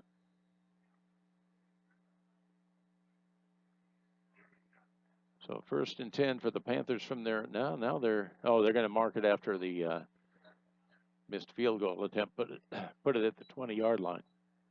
It's considered a touchback, is it not? There's a bit of a prevent as the defensive back, and taking a knee is Dickey back at the 18-yard line, and that'll do it for the first half. We've reached halftime. The Frontenac Raiders lead the Colgan Panthers by a score of 14-7, and we'll be back with the SEK Urgent Care halftime show after we take a 2-minute break. 2 minutes. You're listening to Frontenac Raiders football on Fox Sports 1340 AM. Since 1945, Tri-State Building has been helping build the four-state area, providing quality construction services and dependability at competitive prices. Tri-State Building has a reputation as a general contractor and an authorized Butler builder, which holds experience, quality, and reliability above all other considerations. Tri-State Building has built a multitude of projects and is your full-service design build contractor that can take you from concept to grand opening. For an honest and proven contractor, call us, Tri-State Building. That's why I do this. Every 4 years, the fastest and strongest among us come together to determine who's the best in the world. At Frank Fletcher Toyota, we invite you to run through the tape. The best-selling Toyota RAV4 leaves the competition in the dust. Drive away a brand new Toyota RAV4 for as little as $24,997 or get 0.9% financing for 72 months. And every Toyota comes with Toyota Care, our 24-month complimentary maintenance plan. The best deals on the best cars in America. Only at Frank Fletcher Toyota, Joplin.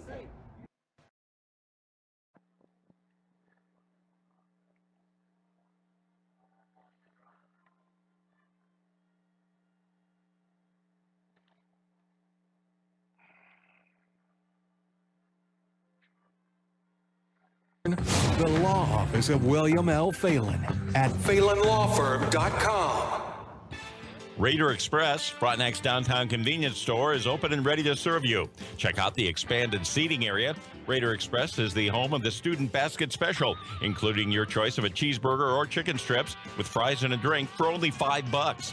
Don't forget Raider Express for breakfast, pizza, and a great selection of grocery items, too.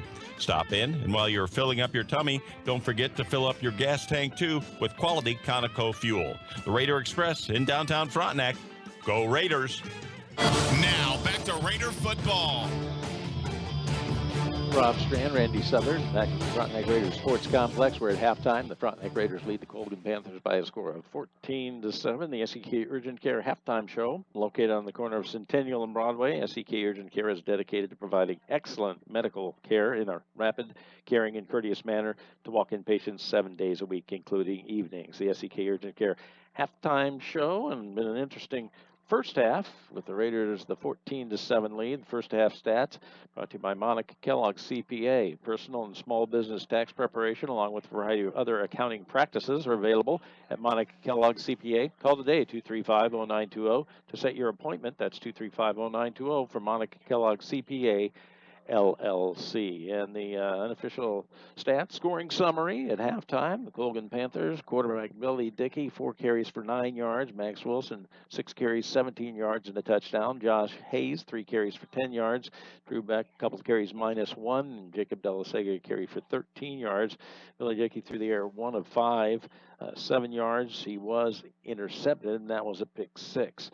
Frontenac Raiders, Brandon Malikas, 13 carries, 30 yards. Austin Model, 5 carries, 20 yards and a touchdown.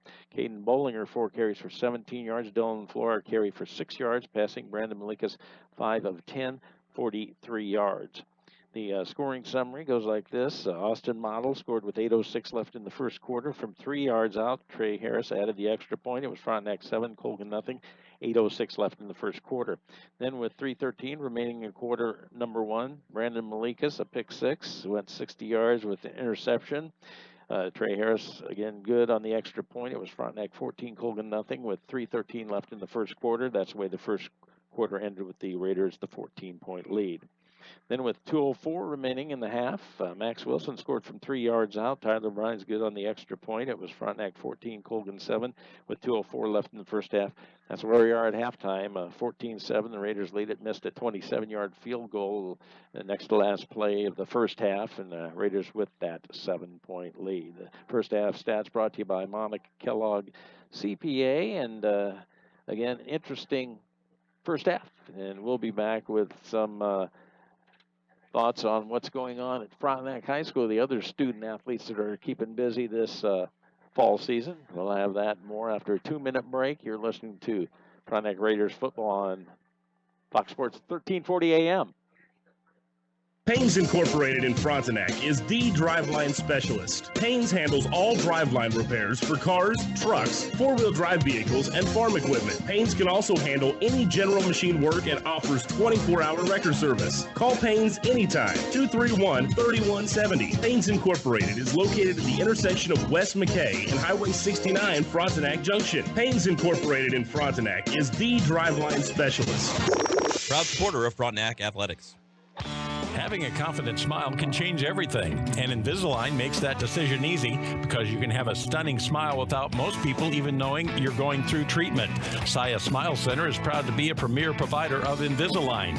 Your Invisalign treatment will consist of a series of aligners that you switch out every 2 weeks. Each aligner will gradually shift your teeth perfectly into place, giving you the smile you always dreamed of.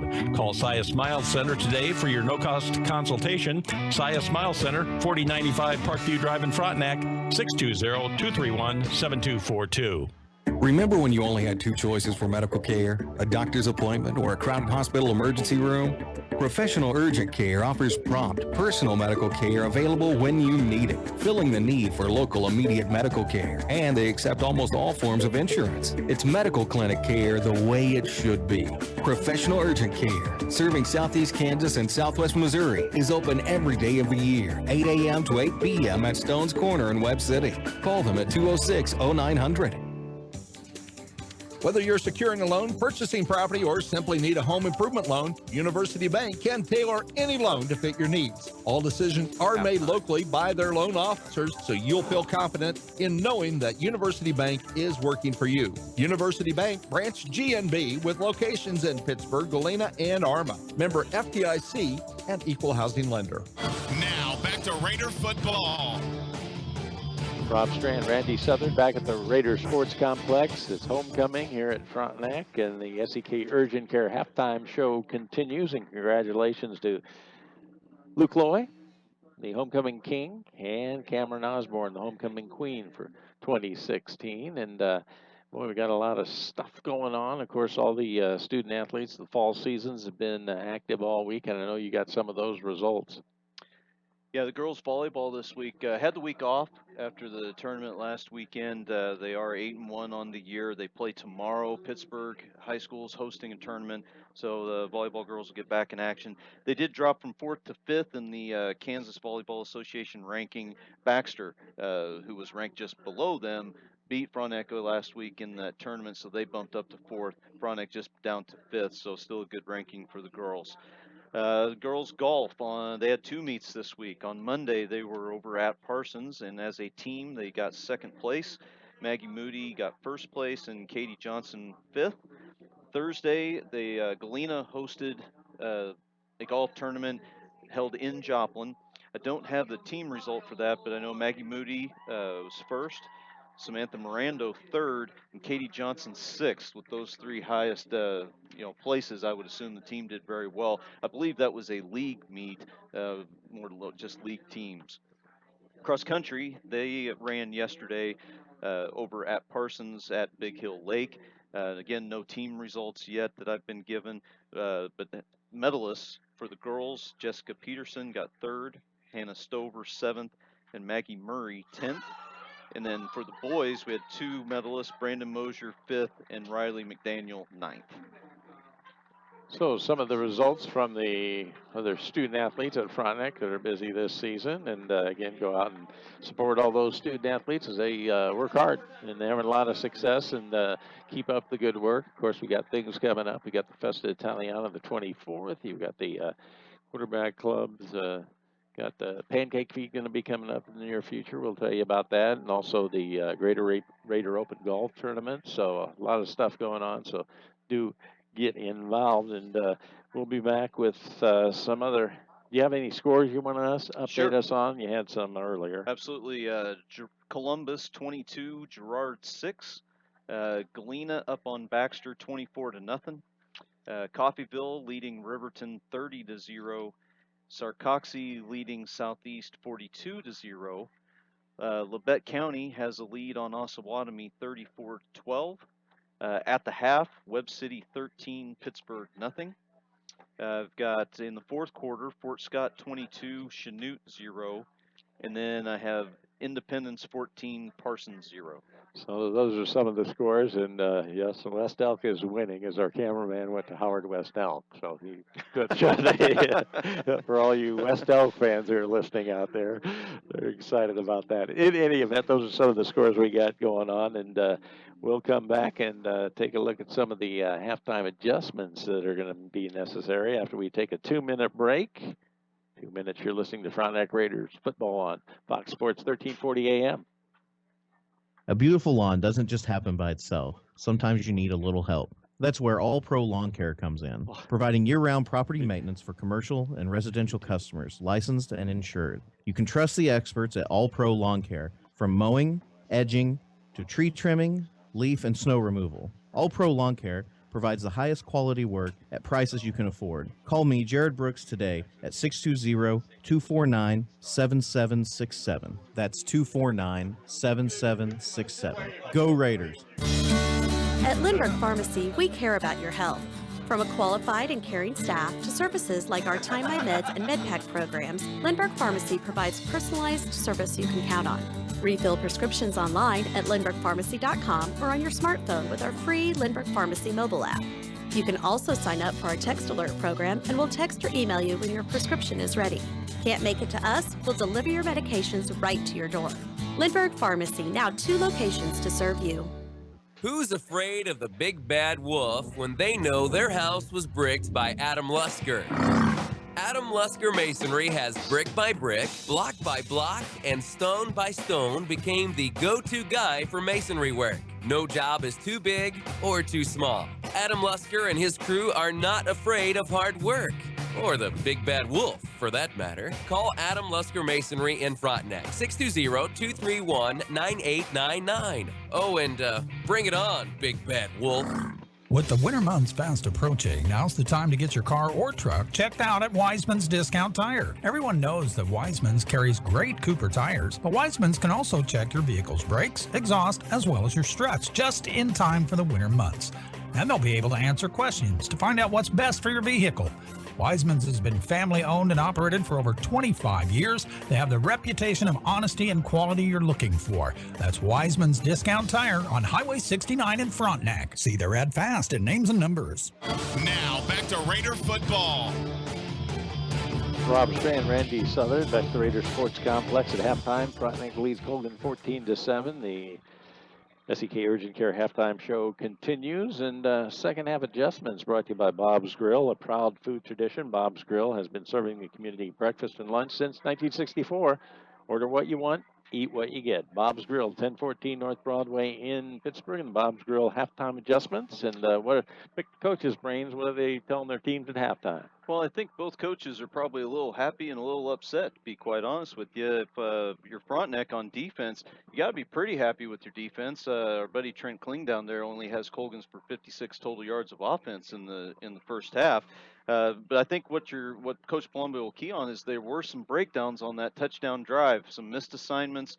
Again, I'm always talking about being disciplined on defense. So I think that's the biggest thing for the Raiders is just stay disciplined. Everyone do their job and not buy the fakes and the misdirection stuff that Colgan has been throwing at them.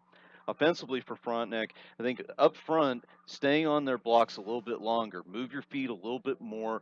Colgan's defensive line's done a good job of that being initially blocked, but then getting off off the line, the offensive line, and being able to make plays and limiting Frontenac's run game, especially after that first drive. So I think, one, stay on your blocks, and then I'd like to see Frontenac open it up just a little bit more. They tried to kind of in that second quarter, had some penalties that set them back on down and distance that kind of hampered a few drives. But I think the field's good enough that where you really ought to be able to open things up just a little bit more. Trust your quarterback not to, have it slip out of his hands again. Trust your senior receivers out there that they can come up with some catches and get this thing opened up a little bit. Coach Chuck Smith over on the Colgan side, I think offensively, I think you'll see even more misdirection and look for the play action to try to, again, take advantage of some aggressiveness by the Raiders defense, get them going one way, bring the ball back the other way, reverses or, the crossbuck action, then hit them with the play action pass. Double moves have not been there in the passing game, but you might see them go with the short passing game again, the little 5 and outs that Colgan that Coach Chuck Smith has called for decades over there at Colgan. You might see a ton of that here in the second half as well. Defensively for Colgan, I think overall they have to be happy because the defense has only given up the 1 score on the opening drive. Frontenac's other touchdown, of course, coming on the pick 6 by Malikas. So I think really Colgan has to be thrilled with how their defense has played so far. I think they'll continue to blitz those linebackers, though, and try to fill up as many gaps as they possibly can. And then the other thing they'll have to do is make sure they don't give up that outside contain, as I think I'd be shocked if Malikas isn't rolling out quite a bit here in the second half. And those are the halftime adjustments, courtesy of Bob's Grill. We'll be back with the second half kickoff after we take another 2-minute break. And you're listening to Frontenac Raiders football on Fox Sports 1340 AM. The City of Frontenac is a proud supporter of Frontenac High School athletics and academics. The City of Frontenac was founded in 1886 and is home to just over 3,100 residents. Frontenac citizens enjoy a small-town atmosphere and all that a close-knit community has to offer. Situated on the crossroads of 2 major highways, those living in Frontenac can easily travel and enjoy the amenities of larger cities in a shorter travel distance. The community boasts an outstanding school system, low taxes, complete city services, including 24-hour police and fire protection. Good luck, Raiders, from the mayor, city council, and staff. Looking for someone you can trust for sound advice on investments, retirement strategies, IRA funding, life insurance needs, estate planning, or maybe you're looking for long-term care insurance? Help is just a phone call away to Folletti Financial in Frontenac.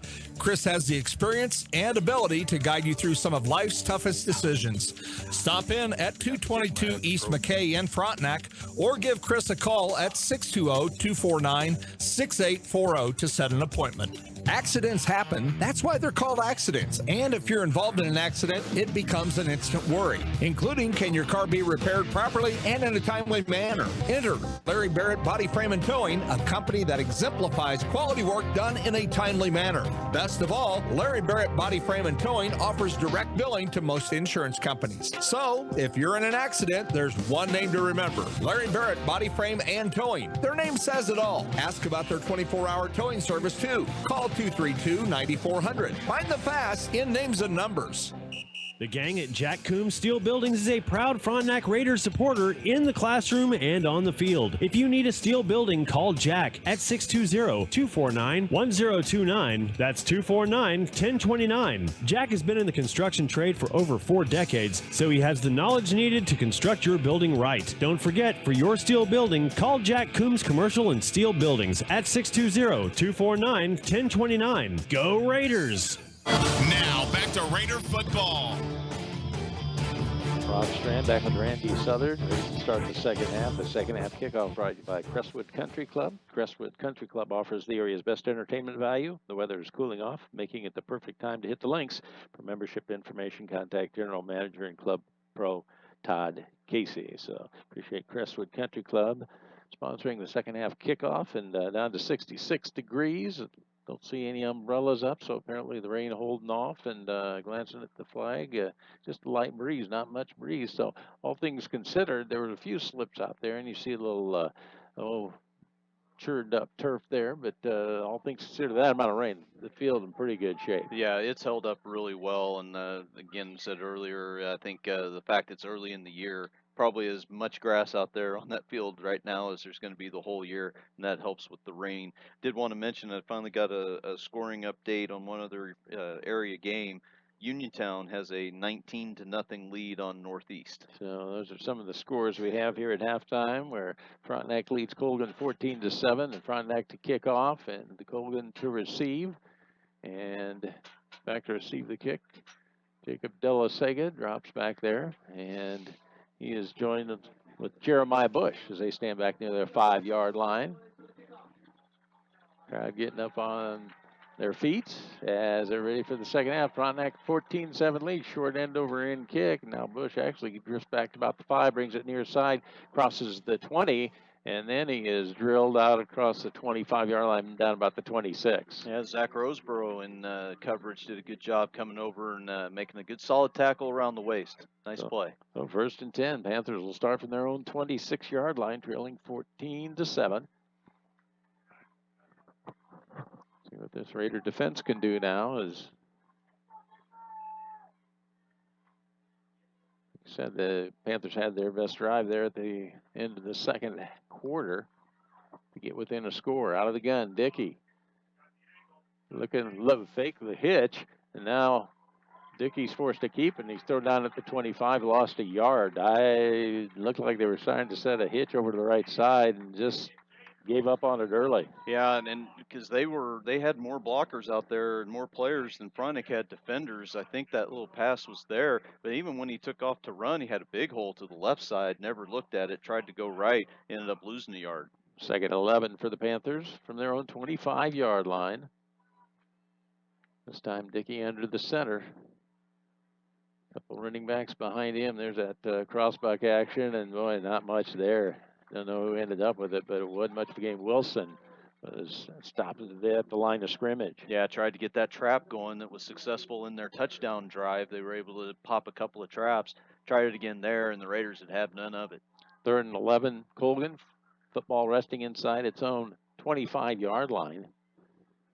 Della Sega brings in the play from the far side, and Kate Simmons heads to the sideline.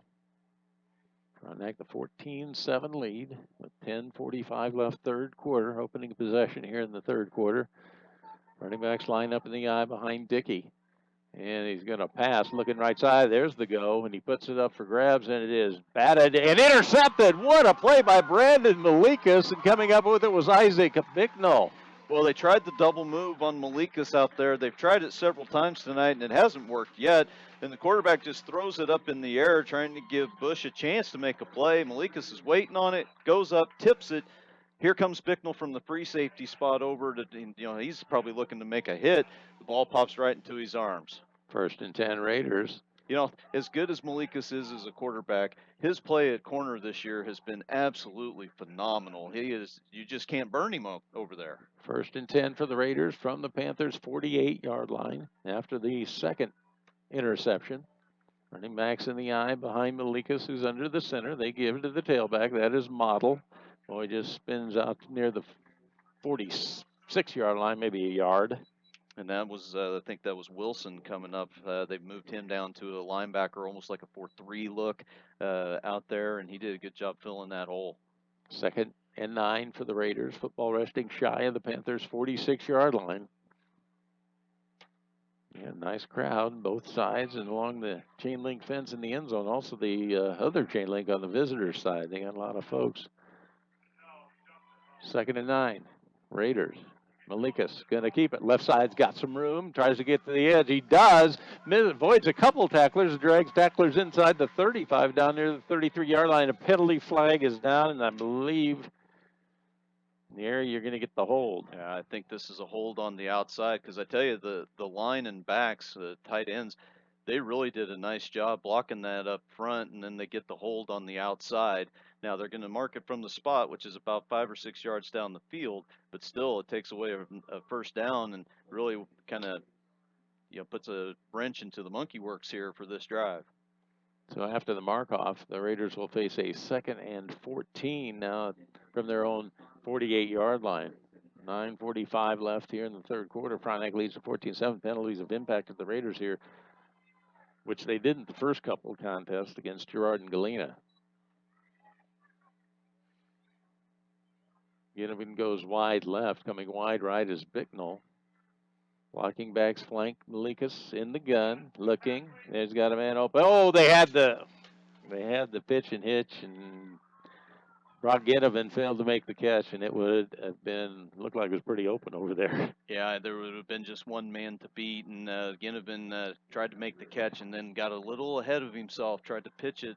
The timing was maybe a little bit off. The back was maybe just a little bit too close, but it kind of hurried him to try to make the pitch, and he ended up dropping the ball for the incomplete pass. And that's a play we've seen Coach Smith call for the last couple years, and not afraid to use it at any time during a game. And that looked to be the perfect time right there, because it looked to me like it had some yardage in it. 3rd and 14. Raiders from their own 48. There's the quarterback draw, and he's hemmed in as Brandon Malikas tries to turn the left corner, does, and run out of bounds. Well, it looks down about the Panthers' 49. And I know it's 3rd and long, but that's an awful conservative call by Coach Smith, and forcing the punt. I guess here you play the field position game. You've got it just inside of Colgan's territory, so you hope the punt is able to pin them back inside the 20. Boy, and again, the penalties kind of... Absolutely. The other thing on this punt, Colgan's famous for running the reverse or even faking the reverse, so look for that action on the punt. Oh, there's bobbled the snap. This time he got the punt away, and they're calling a fair catch. And it's dropped, and it looks, was that Ginnivan on the recovery? Yes. Oh, my. Boy, oh, boy, he called the fair catch. It just wasn't comfortable. He was backpedaling, and he had to make the perfect catch. Couldn't come up with a Ginnivan on the muff recovery. Well, he drops the snap on the punt, and then it looks like it might be disaster, and then he kicks it. It looked kind of like a knuckleball, which those end up being really hard to field. Maybe went a little further than the Colgan receiver thought as well. He was kind of backing up and just not able to make the catch, and Ginnivan, Johnny on the spot there to take the ball. So just a huge play, especially if Frontenac can convert this into points. 1st and 10 Raiders from the Panthers' 13-yard line. See if they can avoid a penalty to get them back behind the chains like they've had the trouble with the last few times. Out of the gun. Malikas with the snaps, and he pitches, trying to sweep at the right side, Bollinger. And, boy, I'll tell you what, he's still on his feet down to the 9. And how he got that yardage, I don't know, because he had to cut inside, and he was battling some tacklers and able to pick up about 4. And really, it's pretty well defended by Colgan. Didn't have a lot of running room, made a couple nice cuts, and Frontenac's ran option probably more tonight than they have all year. And that was a high snap, and again, I think Brendan had trouble finding the handle, and he kind of oddly threw it there. I think he got it to him a little late, and he was able to turn it into a gain of 4. 2nd and 6. Raiders at the Panthers' 9-yard line. Again, out of the gun. Malika's going to keep it. Boy, they had him spotted that time as Hutchins didn't make the tackle, but boy, he had him stopped, and they throw him back down about the 19-yard line. See where they actually spot it. They're not going to put him back there, are they? No, not quite that far, but it's just a simple blitz. He's not even disguising it. The linebackers don't even disguise their blitz. They're coming right up towards the line of scrimmage. The Raiders just having a heck of a time picking it up.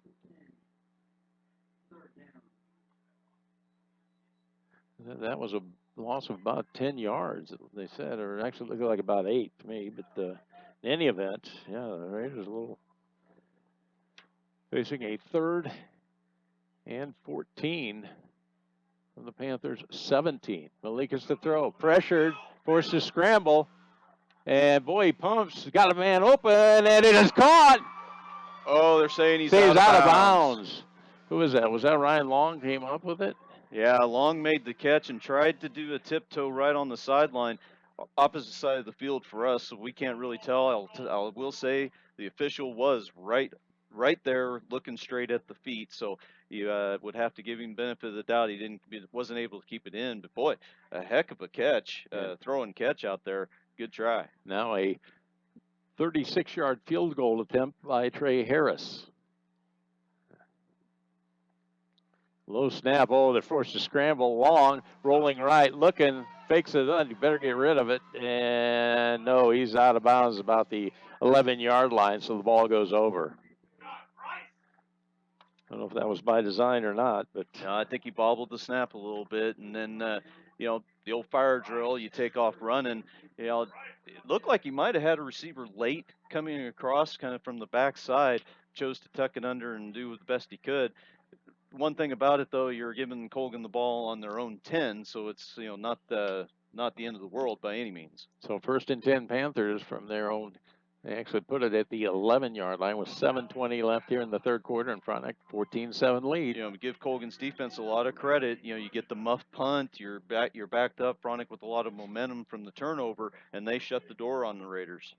Single setback Hayes behind the quarterback. Dickey, who's under the center. And it's going to be a quarterback draw, and boy, he busted up the middle, and Dickey is loose, and he is out across the 25, out near the 27, maybe the 28-yard line. A broken arm tackle at the line, and then made one little juke move to fake the Raider player out, and then the linebackers, again, nowhere to be found after that, and a big hole up the middle. Frontenac probably lucky that one didn't even go longer. 1st and 10 Panthers from their own 27-yard line after that run by Dickey. Well, the Raiders have had the chances, and be it penalties or not cashing in, they're still only got that one touchdown lead, 14-7, with 6:58 left here in the third quarter. Colgan with a 1st and 10, Panthers from their own 27-yard line. There's that crossbuck action and trying the middle, and boy, not much going on there. Yeah, the Raiders have pretty well figured that one out. Look now, though, for Colgan to run that same action and probably bootleg the quarterback out of that. I see that one coming, probably sneak it back out to the flats, send somebody deep, and see if they can catch the Raiders off guard. 2nd and 10 for the Panthers from their own 27-yard line. Max Wilson, unofficially 8 carries, 17 yards. He scored the Panthers touchdown on a 3-yard run. Down to 6:20 left here in the third quarter. Coming wide to the left is Dominic Piccini. Slot left, that's Hayes. Couple wide outs right side, out of the gun. They fake the swing, and he avoids the tackler, does Dickey, trying to turn the corner, and he is run out of bounds after a short gain out across the 30. Boy, that was well defended, but didn't make the tackle. Yeah, slowed him up enough to where he couldn't get out early, but he showed some pretty good speed getting to the outside. But Ginnivan, really good penetration. Now you just got to get him on the ground. 3rd and 6 for the Panthers from their own 31-yard line. And clock moving down to 5:40.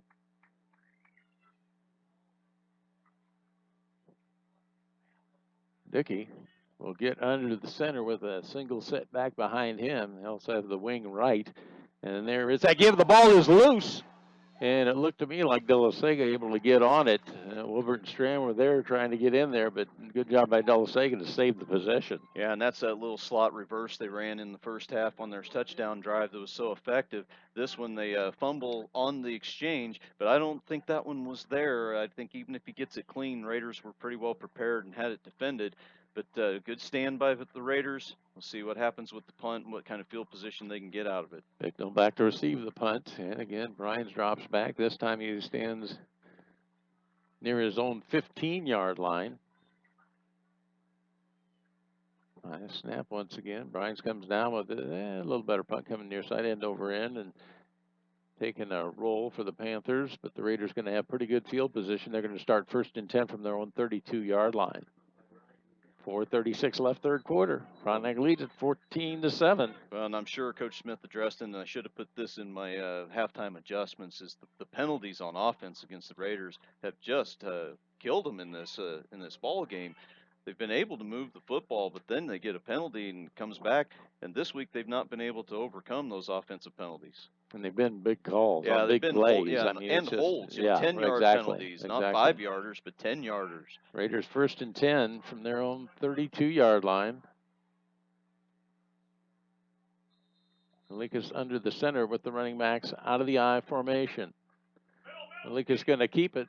Take it left side out across the 35, out near the 38. Good gain on 1st down by Brandon Malikas. Yep, take it to the back. You got the follow play. Take it one hole over, and nice little crease there. Good pickup on 1st down. Nice start to the drive. Unofficially, 16 carries, 31 yards for Brandon Malikas. So 2nd and 4 for the Raiders. Football resting shy of their own 39-yard line. Down to 4:10 left here in the third quarter. Frontenac with a 14-7 lead over Colgan. Running backs again out of the eye behind Malikas under the center, and there's a quarterback draw, and boy, got it out near the 40. He was able to pick up a tough yard or two on that, but he was gang tackled and didn't get much out of it. That's Sam Green on that defensive line. I've mentioned his name several times. He's played a heck of a game up there, and he just shed the blocker and got on Malika's before he could get going at all. So a 3rd and 3 Raiders from their own 40-yard line. They need to get the first down, get some momentum here on offenses. They've been struggling. And you got to figure here come the blitzing linebackers on 3rd and 3. I would be surprised if Hutchins will probably come for sure. They might even send another. Lucas under center, running backs in the eye, rolling right, looking to throw. Got a man, and it is caught, and that is Bicknell. He is in territory, and there he is loose along the near sideline. 20, 15, 10, penalty flag down, and boy, it looked like the Raider blocker come back off of him. They're going to call this a block in the back, and the Raiders are still going to have a first down, but this penalty is going to bring it back an awful long way. Wow, it looked to me like the blocker saw it and held off. In any event, well, the problem really is the second you put your hands up like, oh no, I didn't do it, right, then the official just assumes you did. Boy, and it seems to be always the big plays are on this side, on the Frontenac side. I imagine they're getting an earful and see after the mark-off where it's going to be. And it will be a first down. It's still a positive play. Actually, gain of 11. The penalties, again, just really giving Frontenac a hard time on offense. This one, at least, it's still a first down, but all the way back at midfield, it could have been inside the 5. So 1st and 10 Raiders at the Panthers' 49-yard line. Out of the eye, because there's the tailback. That is Model, and he is inside the 45, down near the 44. Big gain on first down of 5. Now that time the Raider offensive line did a much better job staying on their blocks and drove the defensive line backwards. We saw that on the opening drive of the game. Haven't seen a heck of a lot of it since. So maybe that's a bit of the message now too. It's, hey, let's get going, boys, up front. 2nd and 5 for the Raiders from the Panthers' 44-yard line with 2:24. Clock moving here, 3rd quarter. Frontenac 14-7 lead. Couple wideouts right. Running backs again in the eye behind Malika. So, and the tailback slips. I believe is that Tristan Fay in there? Was it the tailback slot? And he was able to pick up about 3. Well, they marked it shorter than that. They only gave him about 1. Or was that Model in there? I'm trying to see. Maybe that was Model. No, I believe that was Fay.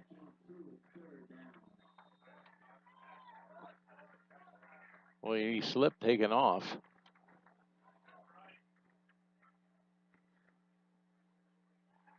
So the Raiders with a 3rd and 3 from the Panthers, just shy of the 42. Malikas is going to keep it, turns the corners, got the first down, and boy, he got his legs cut out from under him. Ended up a 4-yard gain, but he does have the first down. Yeah, boy, he was close. There was another one. He was about a step from gone. Yeah, that left side of the line, good job crashing the defensive line down, and it's really set a nice edge. Model with a decent block on the outside allowed Malikas to pick up the first down. That's a big conversion right there to keep this drive going, especially after the penalty that brought that long play back. 1:25 left, 3rd quarter. Frontenac leads at 14-7. The Raiders 1st and 10 from the Panthers' 38-yard line. Ginnivan comes wide to the right. Wide to the left goes Mansour. Running backs in the eye with Malikas. They give to the tailback. That is, I believe that's Model. He's got a first down near the 25-yard line. Yeah, and that's old school ISO right there in a nice hole. And this time on the right side of the offensive line, gets a good block from the fullback, running hard as Model has all year, ran real hard, and picks up another first down. Raiders on the move. 1st and 10. Raiders football resting shy of the Panthers' 26-yard line with a minute left, 3rd quarter, and Frontenac with a 14-7 lead. Been shooting themselves in the foot after the opening drive. And the pick 6 was about it on the 14 points. And the Raiders offense trying to get something established here again. And once again, that's Fay this time. And, he won't go down. He finally makes down to the 24. And that was some tough yardage there, about 3 yards by Tristan Fay. Yeah, good hard running. This time the defensive line for Colgan putting up a little more resistance. Didn't get pushed back like they had the last few plays. 2nd, let's call it a long 7 for the Raiders from the Panthers' 24-yard line. Clock moving. We're down to 18 seconds left here in the third quarter, and Frontenac 14-7 lead, and looks like they will get a snap going here. Splitting wide to left, that is Clefman. Out wide right, Mansour. Likas under the center. The fake they give to Bollinger up the middle. He just follows him down to about the 20-yard line.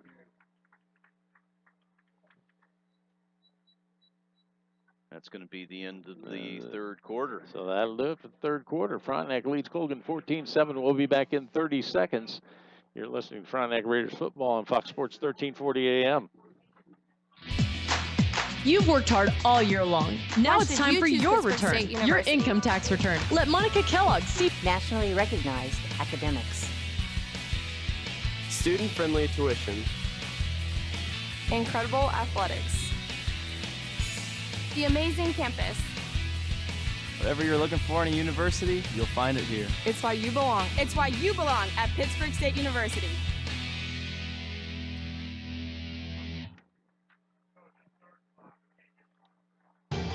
Rob Strandak with Randy Southern. We got a quarter to go.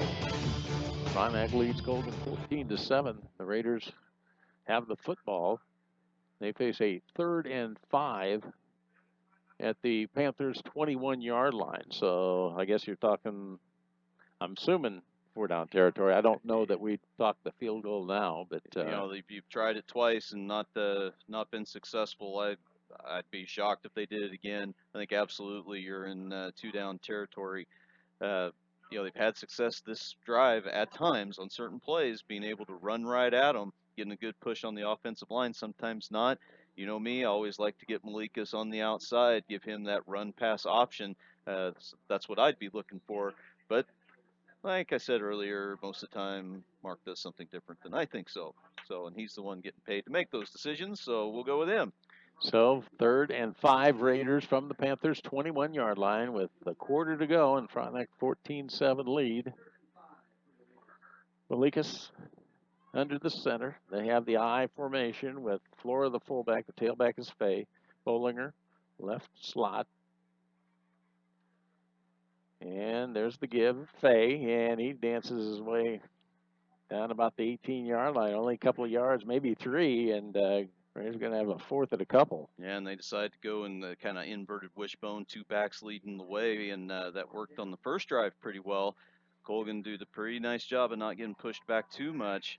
Gave up half the yardage, but boy, this is a big 4th down play coming up. 4th and 2 Raiders from the Panthers' 18-yard line. 11.5 minutes remaining. Frontenac with a 14-7 lead. Wide to the right goes Bicknell, joined out there by Model, also Long. Single setback, that's Bollinger. Behind Malikas, who's under the center with the snap. He's going to keep it. Turns the corner. He's got some room inside the 10. 5, touchdown. Brandon Malikas making it look easy on that one. Well, it's supposed to be that quarterback follow, and it was all bunched up in the middle. Brandon decides to bounce it to the outside. The corner for Colgan really took a bad angle, kept no kind of outside contain leverage whatsoever, and Malika showed off some speed, went right around him, straight down the sideline to the end zone, and that is just a huge play for the Raiders. With the 11-12 remaining and the extra point attempt coming up off the foot of Trey Harris.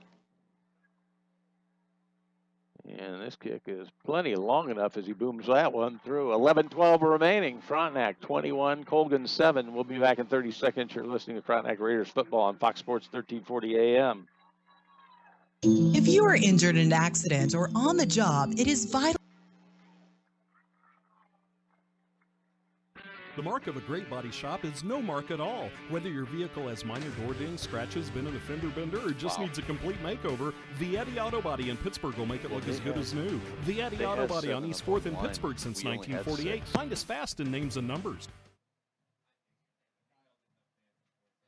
Every 4 years, the fastest and strongest among us come together to determine who's the best in the world. At Frank Fletcher Toyota, we invite you to run through the tape. The best-selling Toyota RAV4 leaves the competition in the dust. Drive away a brand new Toyota RAV4 for as little as $24,997 or get 0.9% financing for 72 months. And every Toyota comes with Toyota Care, our 24-month complimentary maintenance plan. The best deals on the best cars in America. Only at Frank Fletcher Toyota, Joplin.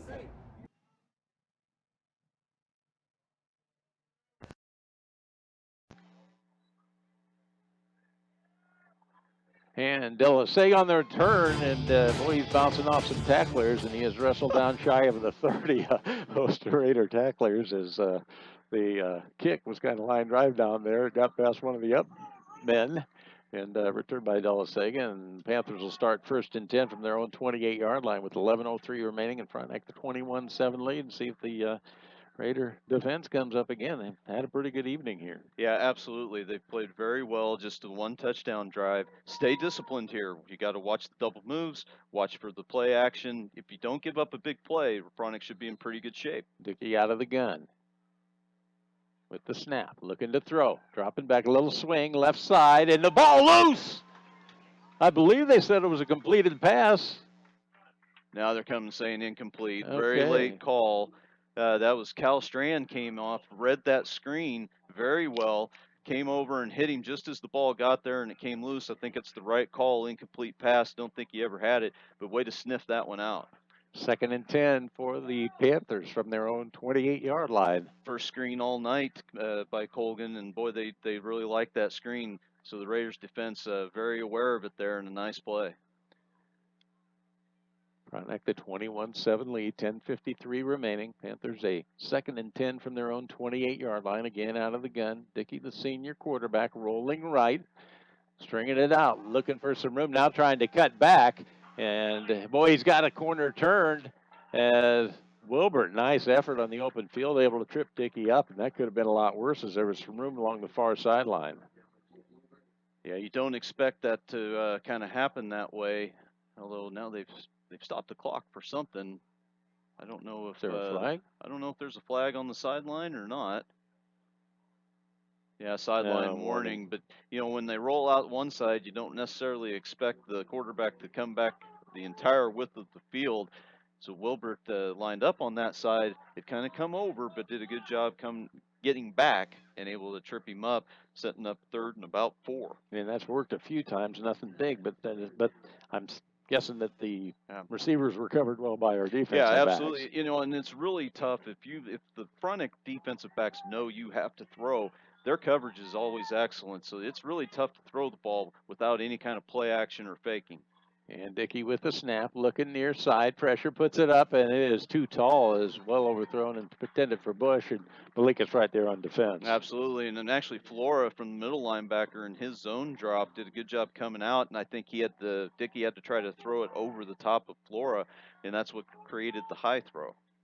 10:33 remaining. Frontenac leads at 21-7. 4th and 4 for the Panthers from their own 35, and I believe. Yeah, Brian's in to punt. Now, here's where you don't want to make a mistake on the punting team. You just... Well, don't jump off sides here or anything like that. Play safe.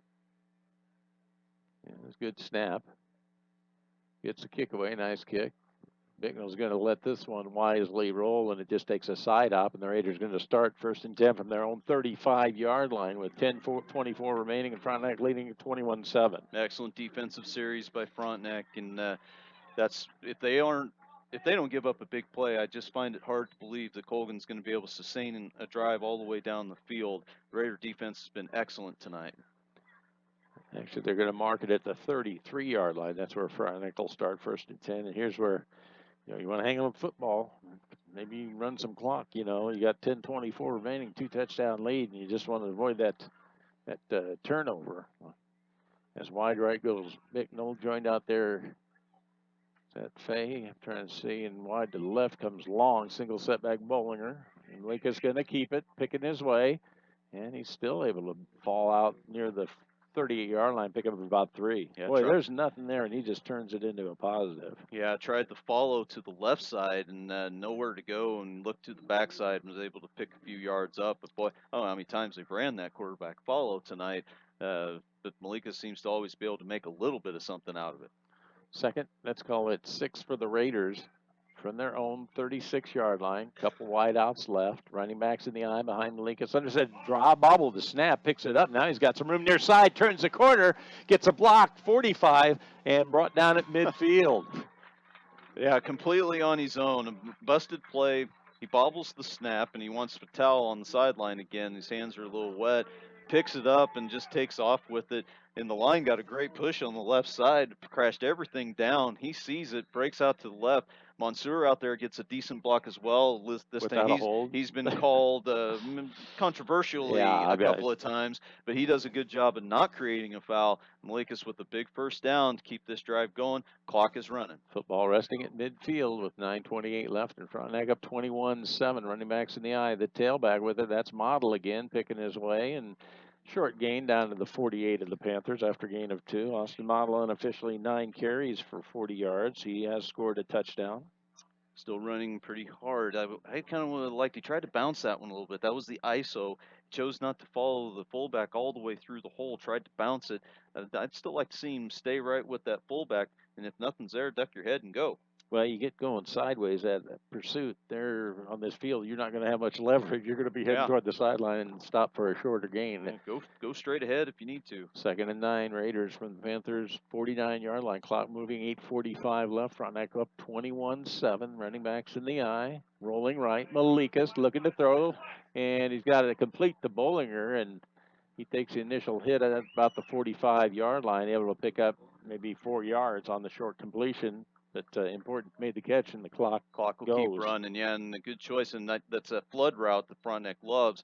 And Ginnivan, the middle receiver, who Malikas likes to get that the middle receiver of those 3, the ball the most. He slipped and fell out of his break, which took him out of the play. So a good read by Malikas to go ahead and dump it off and get what they can.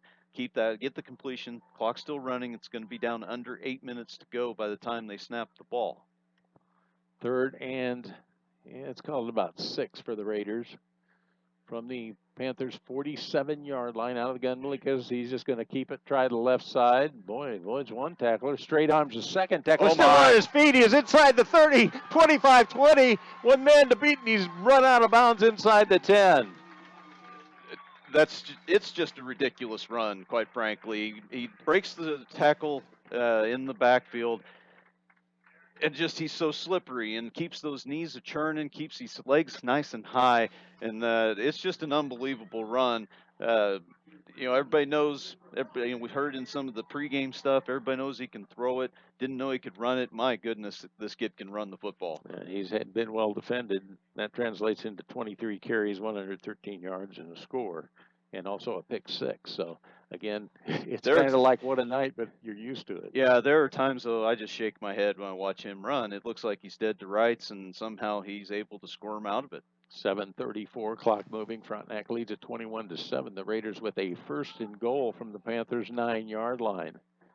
Out of the eye, there's the give. That's the tailback, and that is Model again, and he moves the pile down near the 4-yard line. Now that time much better. You just follow that back up in there and go straight ahead, get what you can, run real hard. That's a nice play on 1st down. 2nd and goal for the Raiders. Panthers, 4-yard line, down to 7:07. Frontenac, the 21-7 lead. With all the momentum, I'd just keep running straight at them right here again and just force this thing straight into the end zone. Well, in this case, they've been on the field, that defense, kind of a stretch here. They're probably getting a little gassed. And Frontenac's brought in an extra offensive lineman as well. And Malikas rolling right. He's got to turn the corner, going to keep the football, and he goes in for the score. Brandon Malikas goes in from 4. Well, you get the naked bootleg, so you get everybody thinking they're going up the middle. You fake it up there, you boot him out. He gets around the end. He probably had Bicknell open in the end zone if he wanted to throw it. Took the safer route. Why put it up in the air if you have to? Turned it up. Give him 6, and that's might be the final nail in the coffin. Trey Harrison to attempt the extra point. 3 for 3 on the evening. Just a couple field goal attempts. Boy, low snap, good effort by Long to come up with it and place it down, and it's through. 6:41 remaining. Frontenac leads Colgan 28-7. We'll be back in 30 seconds. You're listening to Frontenac Raiders football on Fox Sports 1340 AM. Hi, I'm Kendall Gammon. You may know.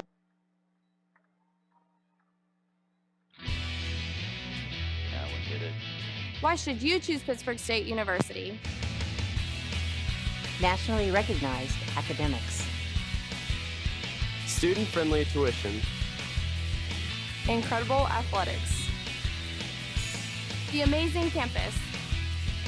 Whatever you're looking for in a university, you'll find it here. It's why you belong. It's why you belong at Pittsburg State University.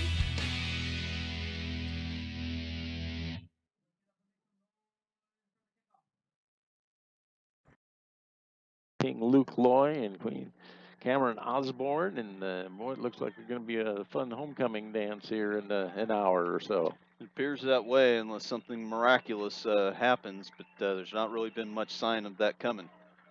Of course, we will have Mark Smith up for some post-game comments, and it'll be interesting to see a slant on this one, kind of a different contest. High end over end kick off the foot of Harris. Bush is going to take it about the 5, brings it up the middle, and he is finally brought down out near the 35-yard line. So a nice return by Bush, and the Panthers will start from there with 6:33 remaining and trailing 28-7. Again, we're going to have some awards at the end of the game. The collision of the game, the Eddie Auto Body and Alignment. The player of the game, Kansas Teachers Community Credit Union. And the game-changing moment, play of the game by Pitt Realty. That'll be during the postgame, brought to you by Performance Spine and Sport. And again, included in that an interview with Coach Mark Smith. Panthers will start 1st and 10 from their own 34-yard line. Again, you'd think they'd have to put the ball up in the air in this situation, which when it's predictable, it's much easier to defend. Coming out wide to the right side is Beck. Also out this way is Hayes.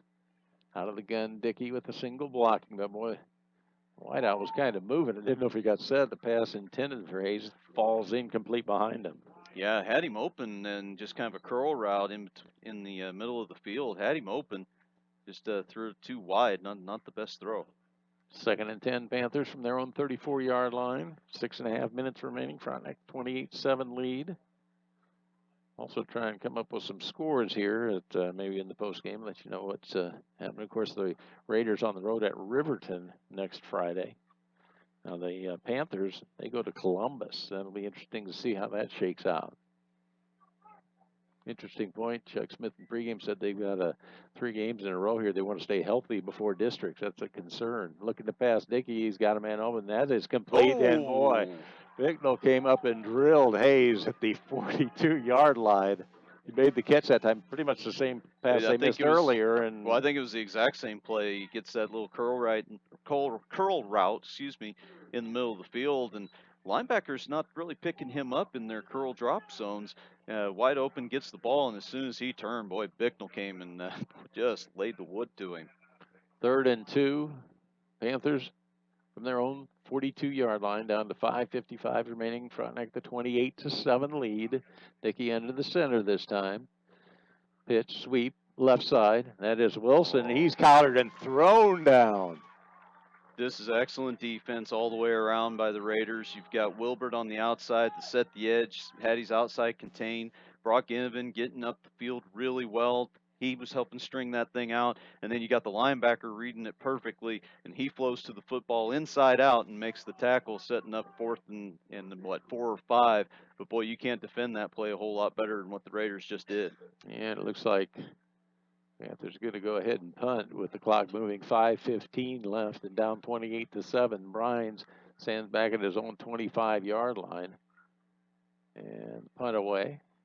Calling for the fair catch and making the fair catch. Bicknell back at the 30-yard line. So the Raiders have 5:04 to run out here, leading 28-7, and then you can go celebrate homecoming and then look forward to a trip to Riverton, and that'll be the first of 3 straight road contests.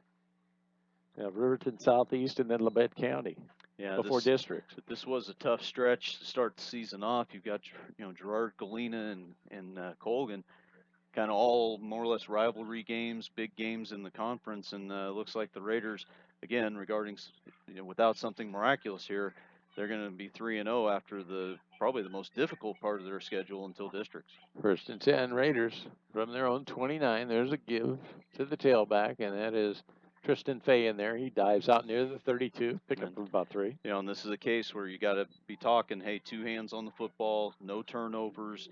If you're underneath the center, be sure of the snap before you pull out. If you're Malikas, that's about the only way this thing can go wrong now is if Frontenac kind of helps out and turns the ball over. 2nd, calling 8. for the Raiders. Their own 32-yard line, running backs in the eye. Behind Malikas, under center. And there's a give, a dive play to the up back to fullback. And he's dragging tacklers out near the 39-yard line. Good hard run by Bollinger there because they tried to get the trap, and the trap block kind of bounced off the guy a little bit and got his hands on Bollinger, the defender did. But Caden running real hard, picking up more than he really ought to of there. 3rd and a yard for the Raiders from their own 39-yard line down to 4:04 left.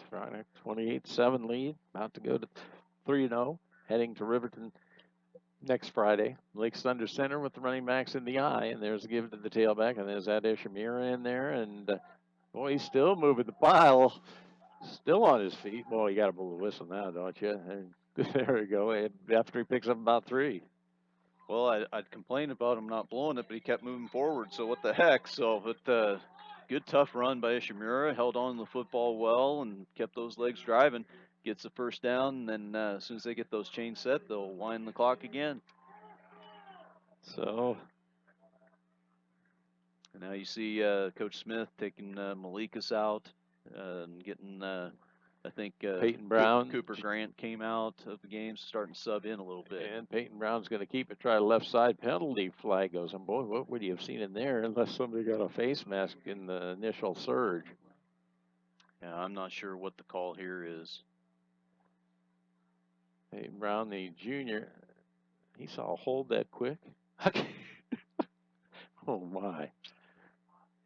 Oh, my. That was merely a quarterback bringing it down the line, and somehow.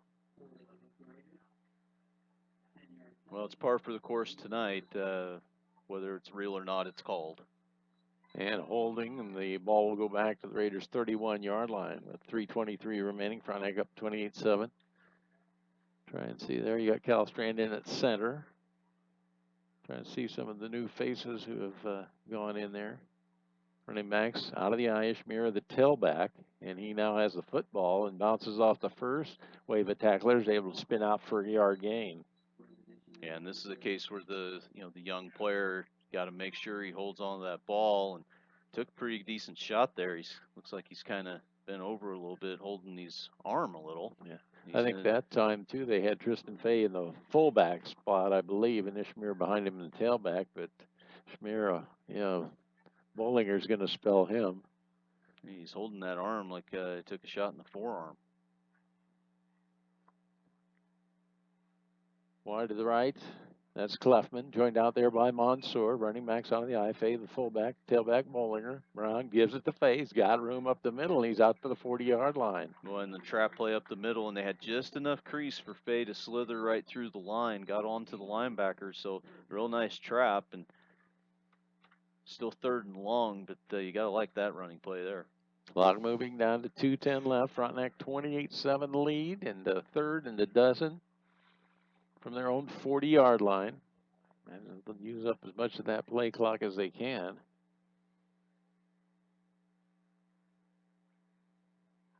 And Brown under center. Running backs in the eye. And the give, the tailback. That is Bollinger, and he picks his way out to the 44-yard line. I got a few updated scores for you, Rob. Got the Webb City 28-0 over Pittsburgh. Got a final at Fort Scott. They beat Chanute 22-0. Coffeyville has extended their lead on Riverton. They are leading 36-0. I believe that's at the end of the 3rd quarter. And then Sarcoxy is up 52-0 on Southeast. So a punting situation for the Raiders with 1:12 remaining and leading 28-7. As Harris back to punt, stands about his own 31-yard line. Good snap. Not much pressure. Gets the punt away. That's the main thing. And coming up to take it is Hayes, and he bobbled it and was able to fall on it out about the 30-yard line. Yeah, not really pressured either. Just had to run up on it a little bit, and Colgan fortunate not to cough that one up. But 54 seconds left to go in this one. The Raiders a 28-7 lead. This is a very good win for Frontenac. All things considered, it's homecoming, which always makes me a little bit nervous. Boys aren't always concentrating on football. But this was a well-focused team tonight. You've got the rainy conditions, you've got the rivalry, and yet these boys come out and have played very well tonight, and they're going to come away with a W. Dickey in the gun, quick hitch, left side. It is complete, and that is Bush, and boy, he's going to be thrown for a loss. Nice play out there. That's Peyton Brown. Did a great job, read it well, came up from that corner spot in a perfect form tackle, shoulder right into the waist area, wrap the arms, drive your legs. Excellent form tackle. Yes, indeed. So slow developing, too. He raised up, and Bush got the reception, but nowhere to go. Yeah, this is big, too, because I think there was so much last week was a little disconcerting for him, moving the game back and like that. There was a little thought, and then you go come in the way the weather was now. Are they going to cancel it again? You know, that type thing. Out of the gun, pump once. Dickey scrambles, gets around the corner, puts it up, and it is almost caught. A diving effort in the midfield by Hayes also out there was Trevor Graham was kind of in the ballpark. Fastball's incomplete. We're down to 4 seconds now. Penalty flag is down. I think this is on the Raiders. Maybe a late hit, maybe? I'm not sure. Yeah, roughing the passer. Wow. I guess one blatant or glaring concern for Coach Mark Smith would have to be the penalty situation in this one. Yeah, that'll certainly and I agree with you, too. You talked about it earlier. There was some that, I would consider iffy at best. Yeah, but, at least two. So 4 seconds left. Dickey under the center with the snap, dropping back, looking to go long, and it is caught. Pickup of 10, and that is going to do it. So the Frontenac Raiders knock off the Colgan Panthers by a score of 28-7.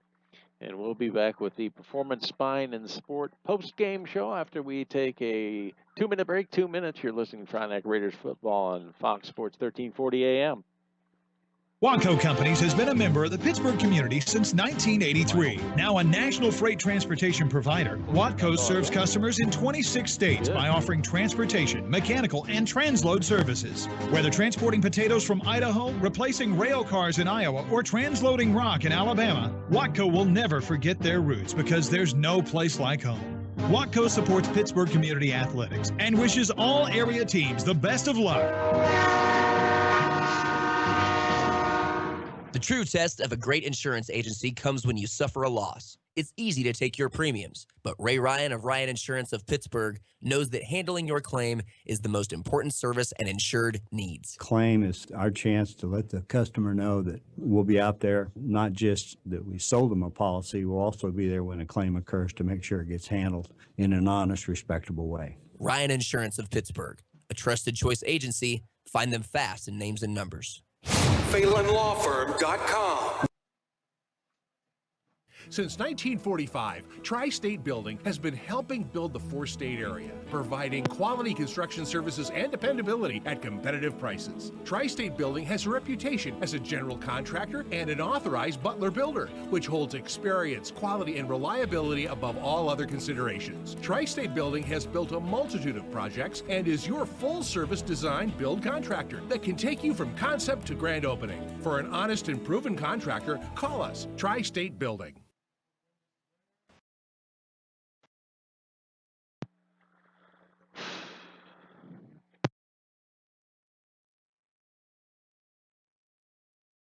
Every 4 years, the fastest and strongest among us come together to determine who's the best in the world. At Frank Fletcher Toyota, we invite you to run through the tape. The best-selling Toyota RAV4 leaves the competition in the dust. Drive away a brand new Toyota RAV4 for as little as $24,997 or get 0.9% financing for 72 months. And every Toyota comes with Toyota Care, our 24-month complimentary maintenance plan. The best deals on the best cars in America. Only at Frank Fletcher Toyota, Joplin. Work and play, Performance Spine and Sport inside the Meadowbrook Commons at Centennial and Broadway. The unofficial stats, Colgan Panthers, Billy Dickey, 8 carries, 35 yards. Max Wilson, 9 carries, 14 yards and a touchdown. Josh Hayes, 3 carries for 10 yards. Drew Beck, a couple of carries, -1. Jacob Delasega, a couple of carries for 10. Through the air, Billy Dickey, 4 completions in 13 attempts, 23 yards, and he was picked off twice, one a pick 6, and the Panthers also lost a fumble. Frontenac Raiders led by Brandon Malikas, 24 carries, 117 yards, a couple of touchdowns. Austin Model, nice night, 10 carries, 44 yards and a score. Caden Bollinger, 7 carries, 31 yards. Dylan Flora, a carry for 6. Tristan Fay, 5 carries, 20 yards. Brendan Ishimir, a couple of carries for 4 yards. And Ryan Long, a carry for 6 yards. Brandon Malikas through the air, 7 of 14 for 58 yards. Scoring summary, Frontenac scored first with 8:06 left in the first quarter. Austin Model from 3 yards out. Trey Harris good on the extra point. It was Frontenac 7. Colgan nothing with 8:06 left in the first quarter. Then in quarter number 1, 3:13 remaining, Brandon Malikas, a pick 6, went about 60 yards with a pick of a Billy Dickey pass that was deflected. Extra point by Trey Harris was good. It was Frontenac 14. Colgan nothing with 3:13 remaining in the first quarter. That's the way the first quarter ended. And in the second quarter, Colgan scored its touchdown with 2:04 remaining in the first half. Max Wilson from 3 yards out. Tyler Brines good on the extra point. It was Frontenac 14, Colgan 7 with 2:04 left in the first half. That was the halftime score. The Raiders up 14-7. Went through a scoreless third quarter. Then in the fourth quarter, 11:12 remaining. Brandon Malikas, nice run, 18 yards for a score. Trey Harris good on the extra point. It was Frontenac 21. And Colgan 7 with the 11:12 left in the fourth quarter. Then with 6:41 remaining, Brandon Malikas again from 4 yards out. Harris again good on the extra point. Frontenac 28, Colgan 7, 6:41 remaining. That's the final score. Frontenac wins at 28-7, goes to 3-0, and hits the road to Riverton next Friday. The Colgan Panthers fall to 1-2, and at Columbus, it's going to be interesting to see how that shakes out. And of course, we've waiting Mark Smith coming up. He's talking to some other folks and, of course, family and friends in town for this annual rivalry contest. So some awards we got to hand out. Now, the collision of the game goes Vietti Auto Body Alignment. When you find yourself involved in a collision on the streets, choose Vietti Auto Body Alignment. With over 100 years of combined experience, Vietti Auto Body Alignment on 4th Street since 1948. The Collision of the Game Award, courtesy of Vietti Auto Body Alignment, goes to Isaac Bicknell, fourth quarter. Josh Hayes for Colgan catches a pass over the middle, turns around to run, and Bicknell came up and just lowered the boom on him.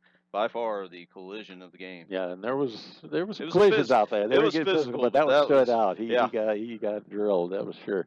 So congratulations, Isaac. The player of the game, Kansas Teachers Community Credit Union. Kansas Teachers Community Credit Union is a sound, quality-driven organization that provides the most desirable financial services for members while safeguarding their assets. With 4 locations across southeast Kansas to better serve the community, you can find them in Pittsburgh at 416 North Broadway. The Kansas Teachers Community Credit Union Player of the Game Award. Brandon Malikas, again, I don't like to go back-to-back games, but there's no doubt in this one.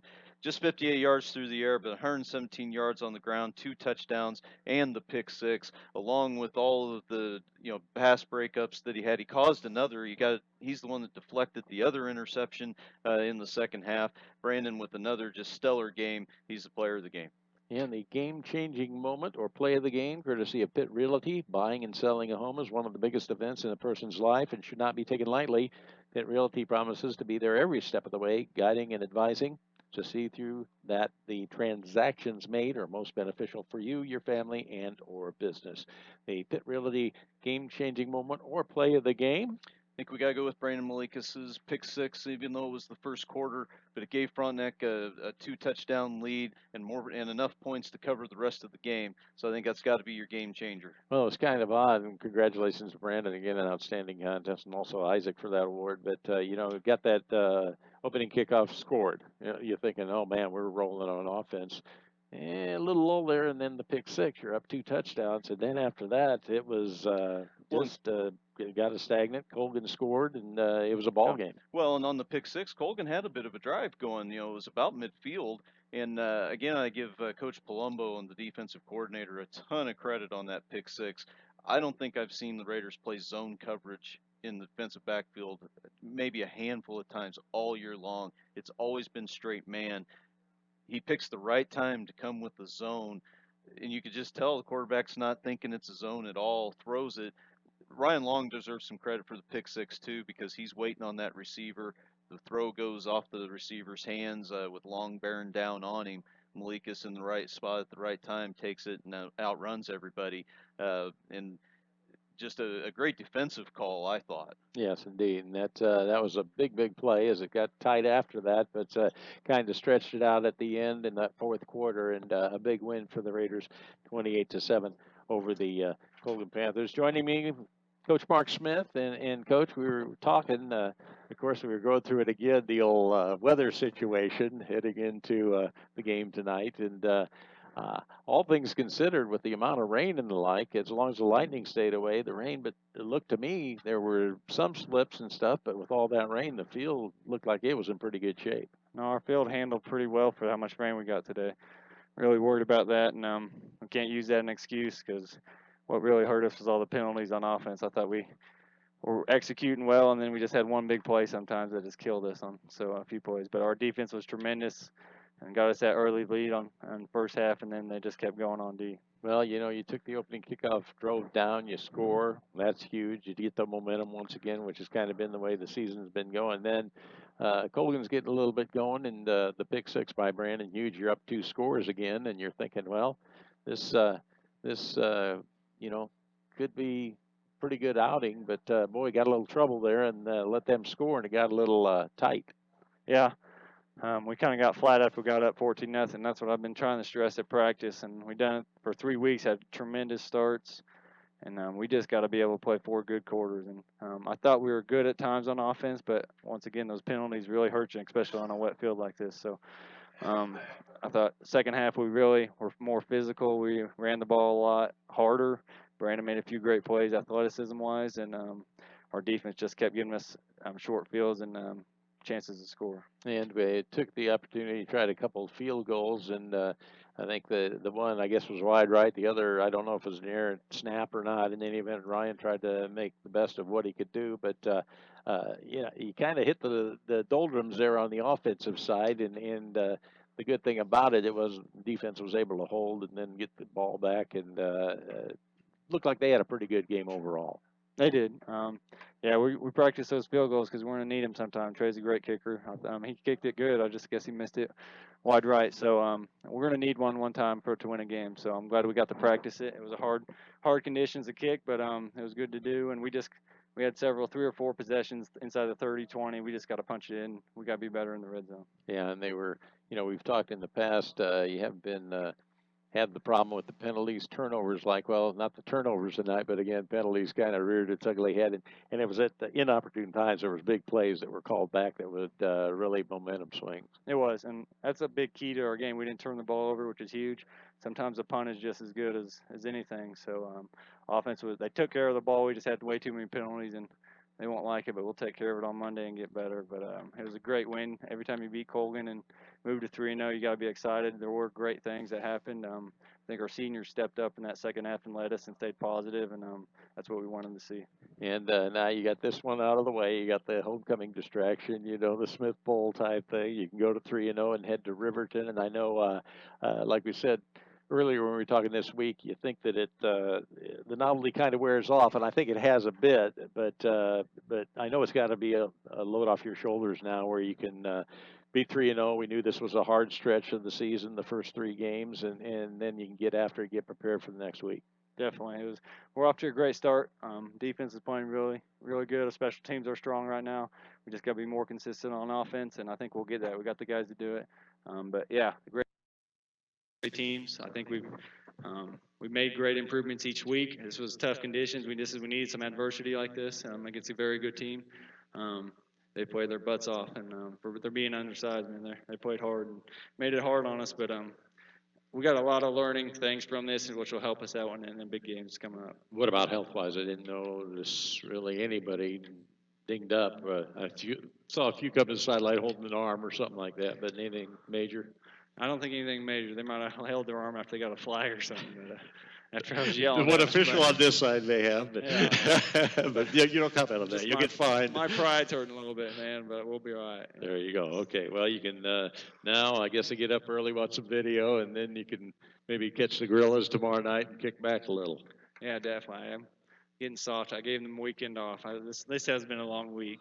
Well, I thought told my me- son said he you was getting up at 7:30 for video. I made a decision when it was raining today. I was like, if they win, I'm going to give it off. There you go. Okay. Hey, we appreciate you coming up here. Go out and enjoy the win and the rest of the weekend. And I'll be at Riverton on Friday and try and go to 4-0 against the Rams. Thanks for all you do.